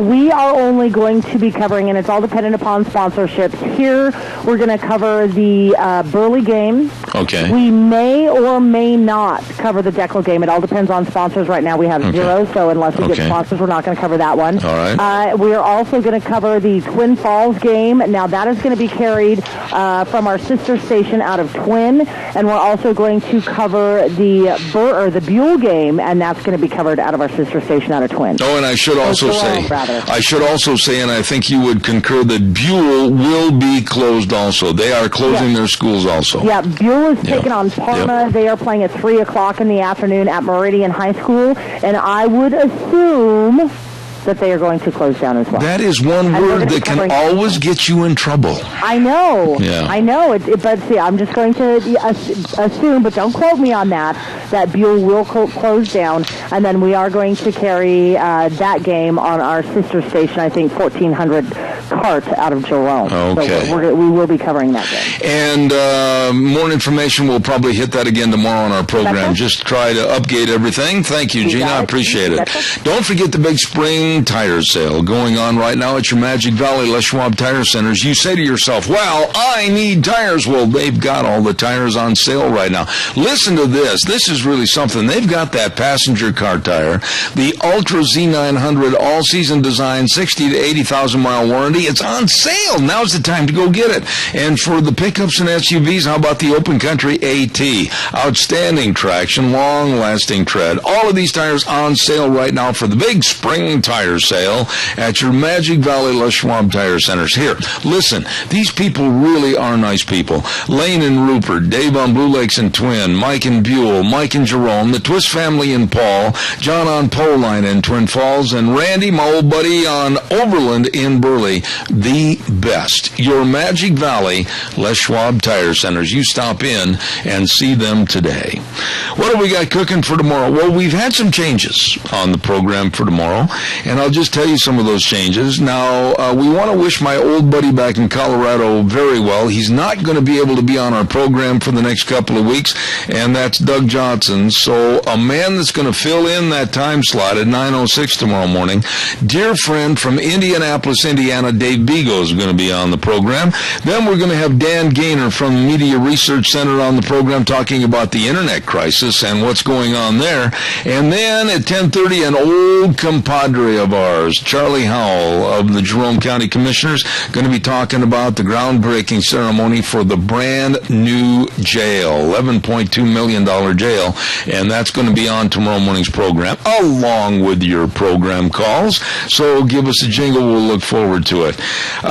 Thank you very much, Gina. Thank you very much, Deanne. And we're going to have kind of a recap as to what Benjamin Netanyahu said in front of Congress. So you stay tuned and remember, the way things were are the way things ought to be. Tune in at 8:06 tomorrow morning. We'll ride the horse for 3 hours right here on K-Bar, 12:30 a.m., and then streaming on the internet, zebbell.com, all over the universe. Until tomorrow morning, adios. God bless.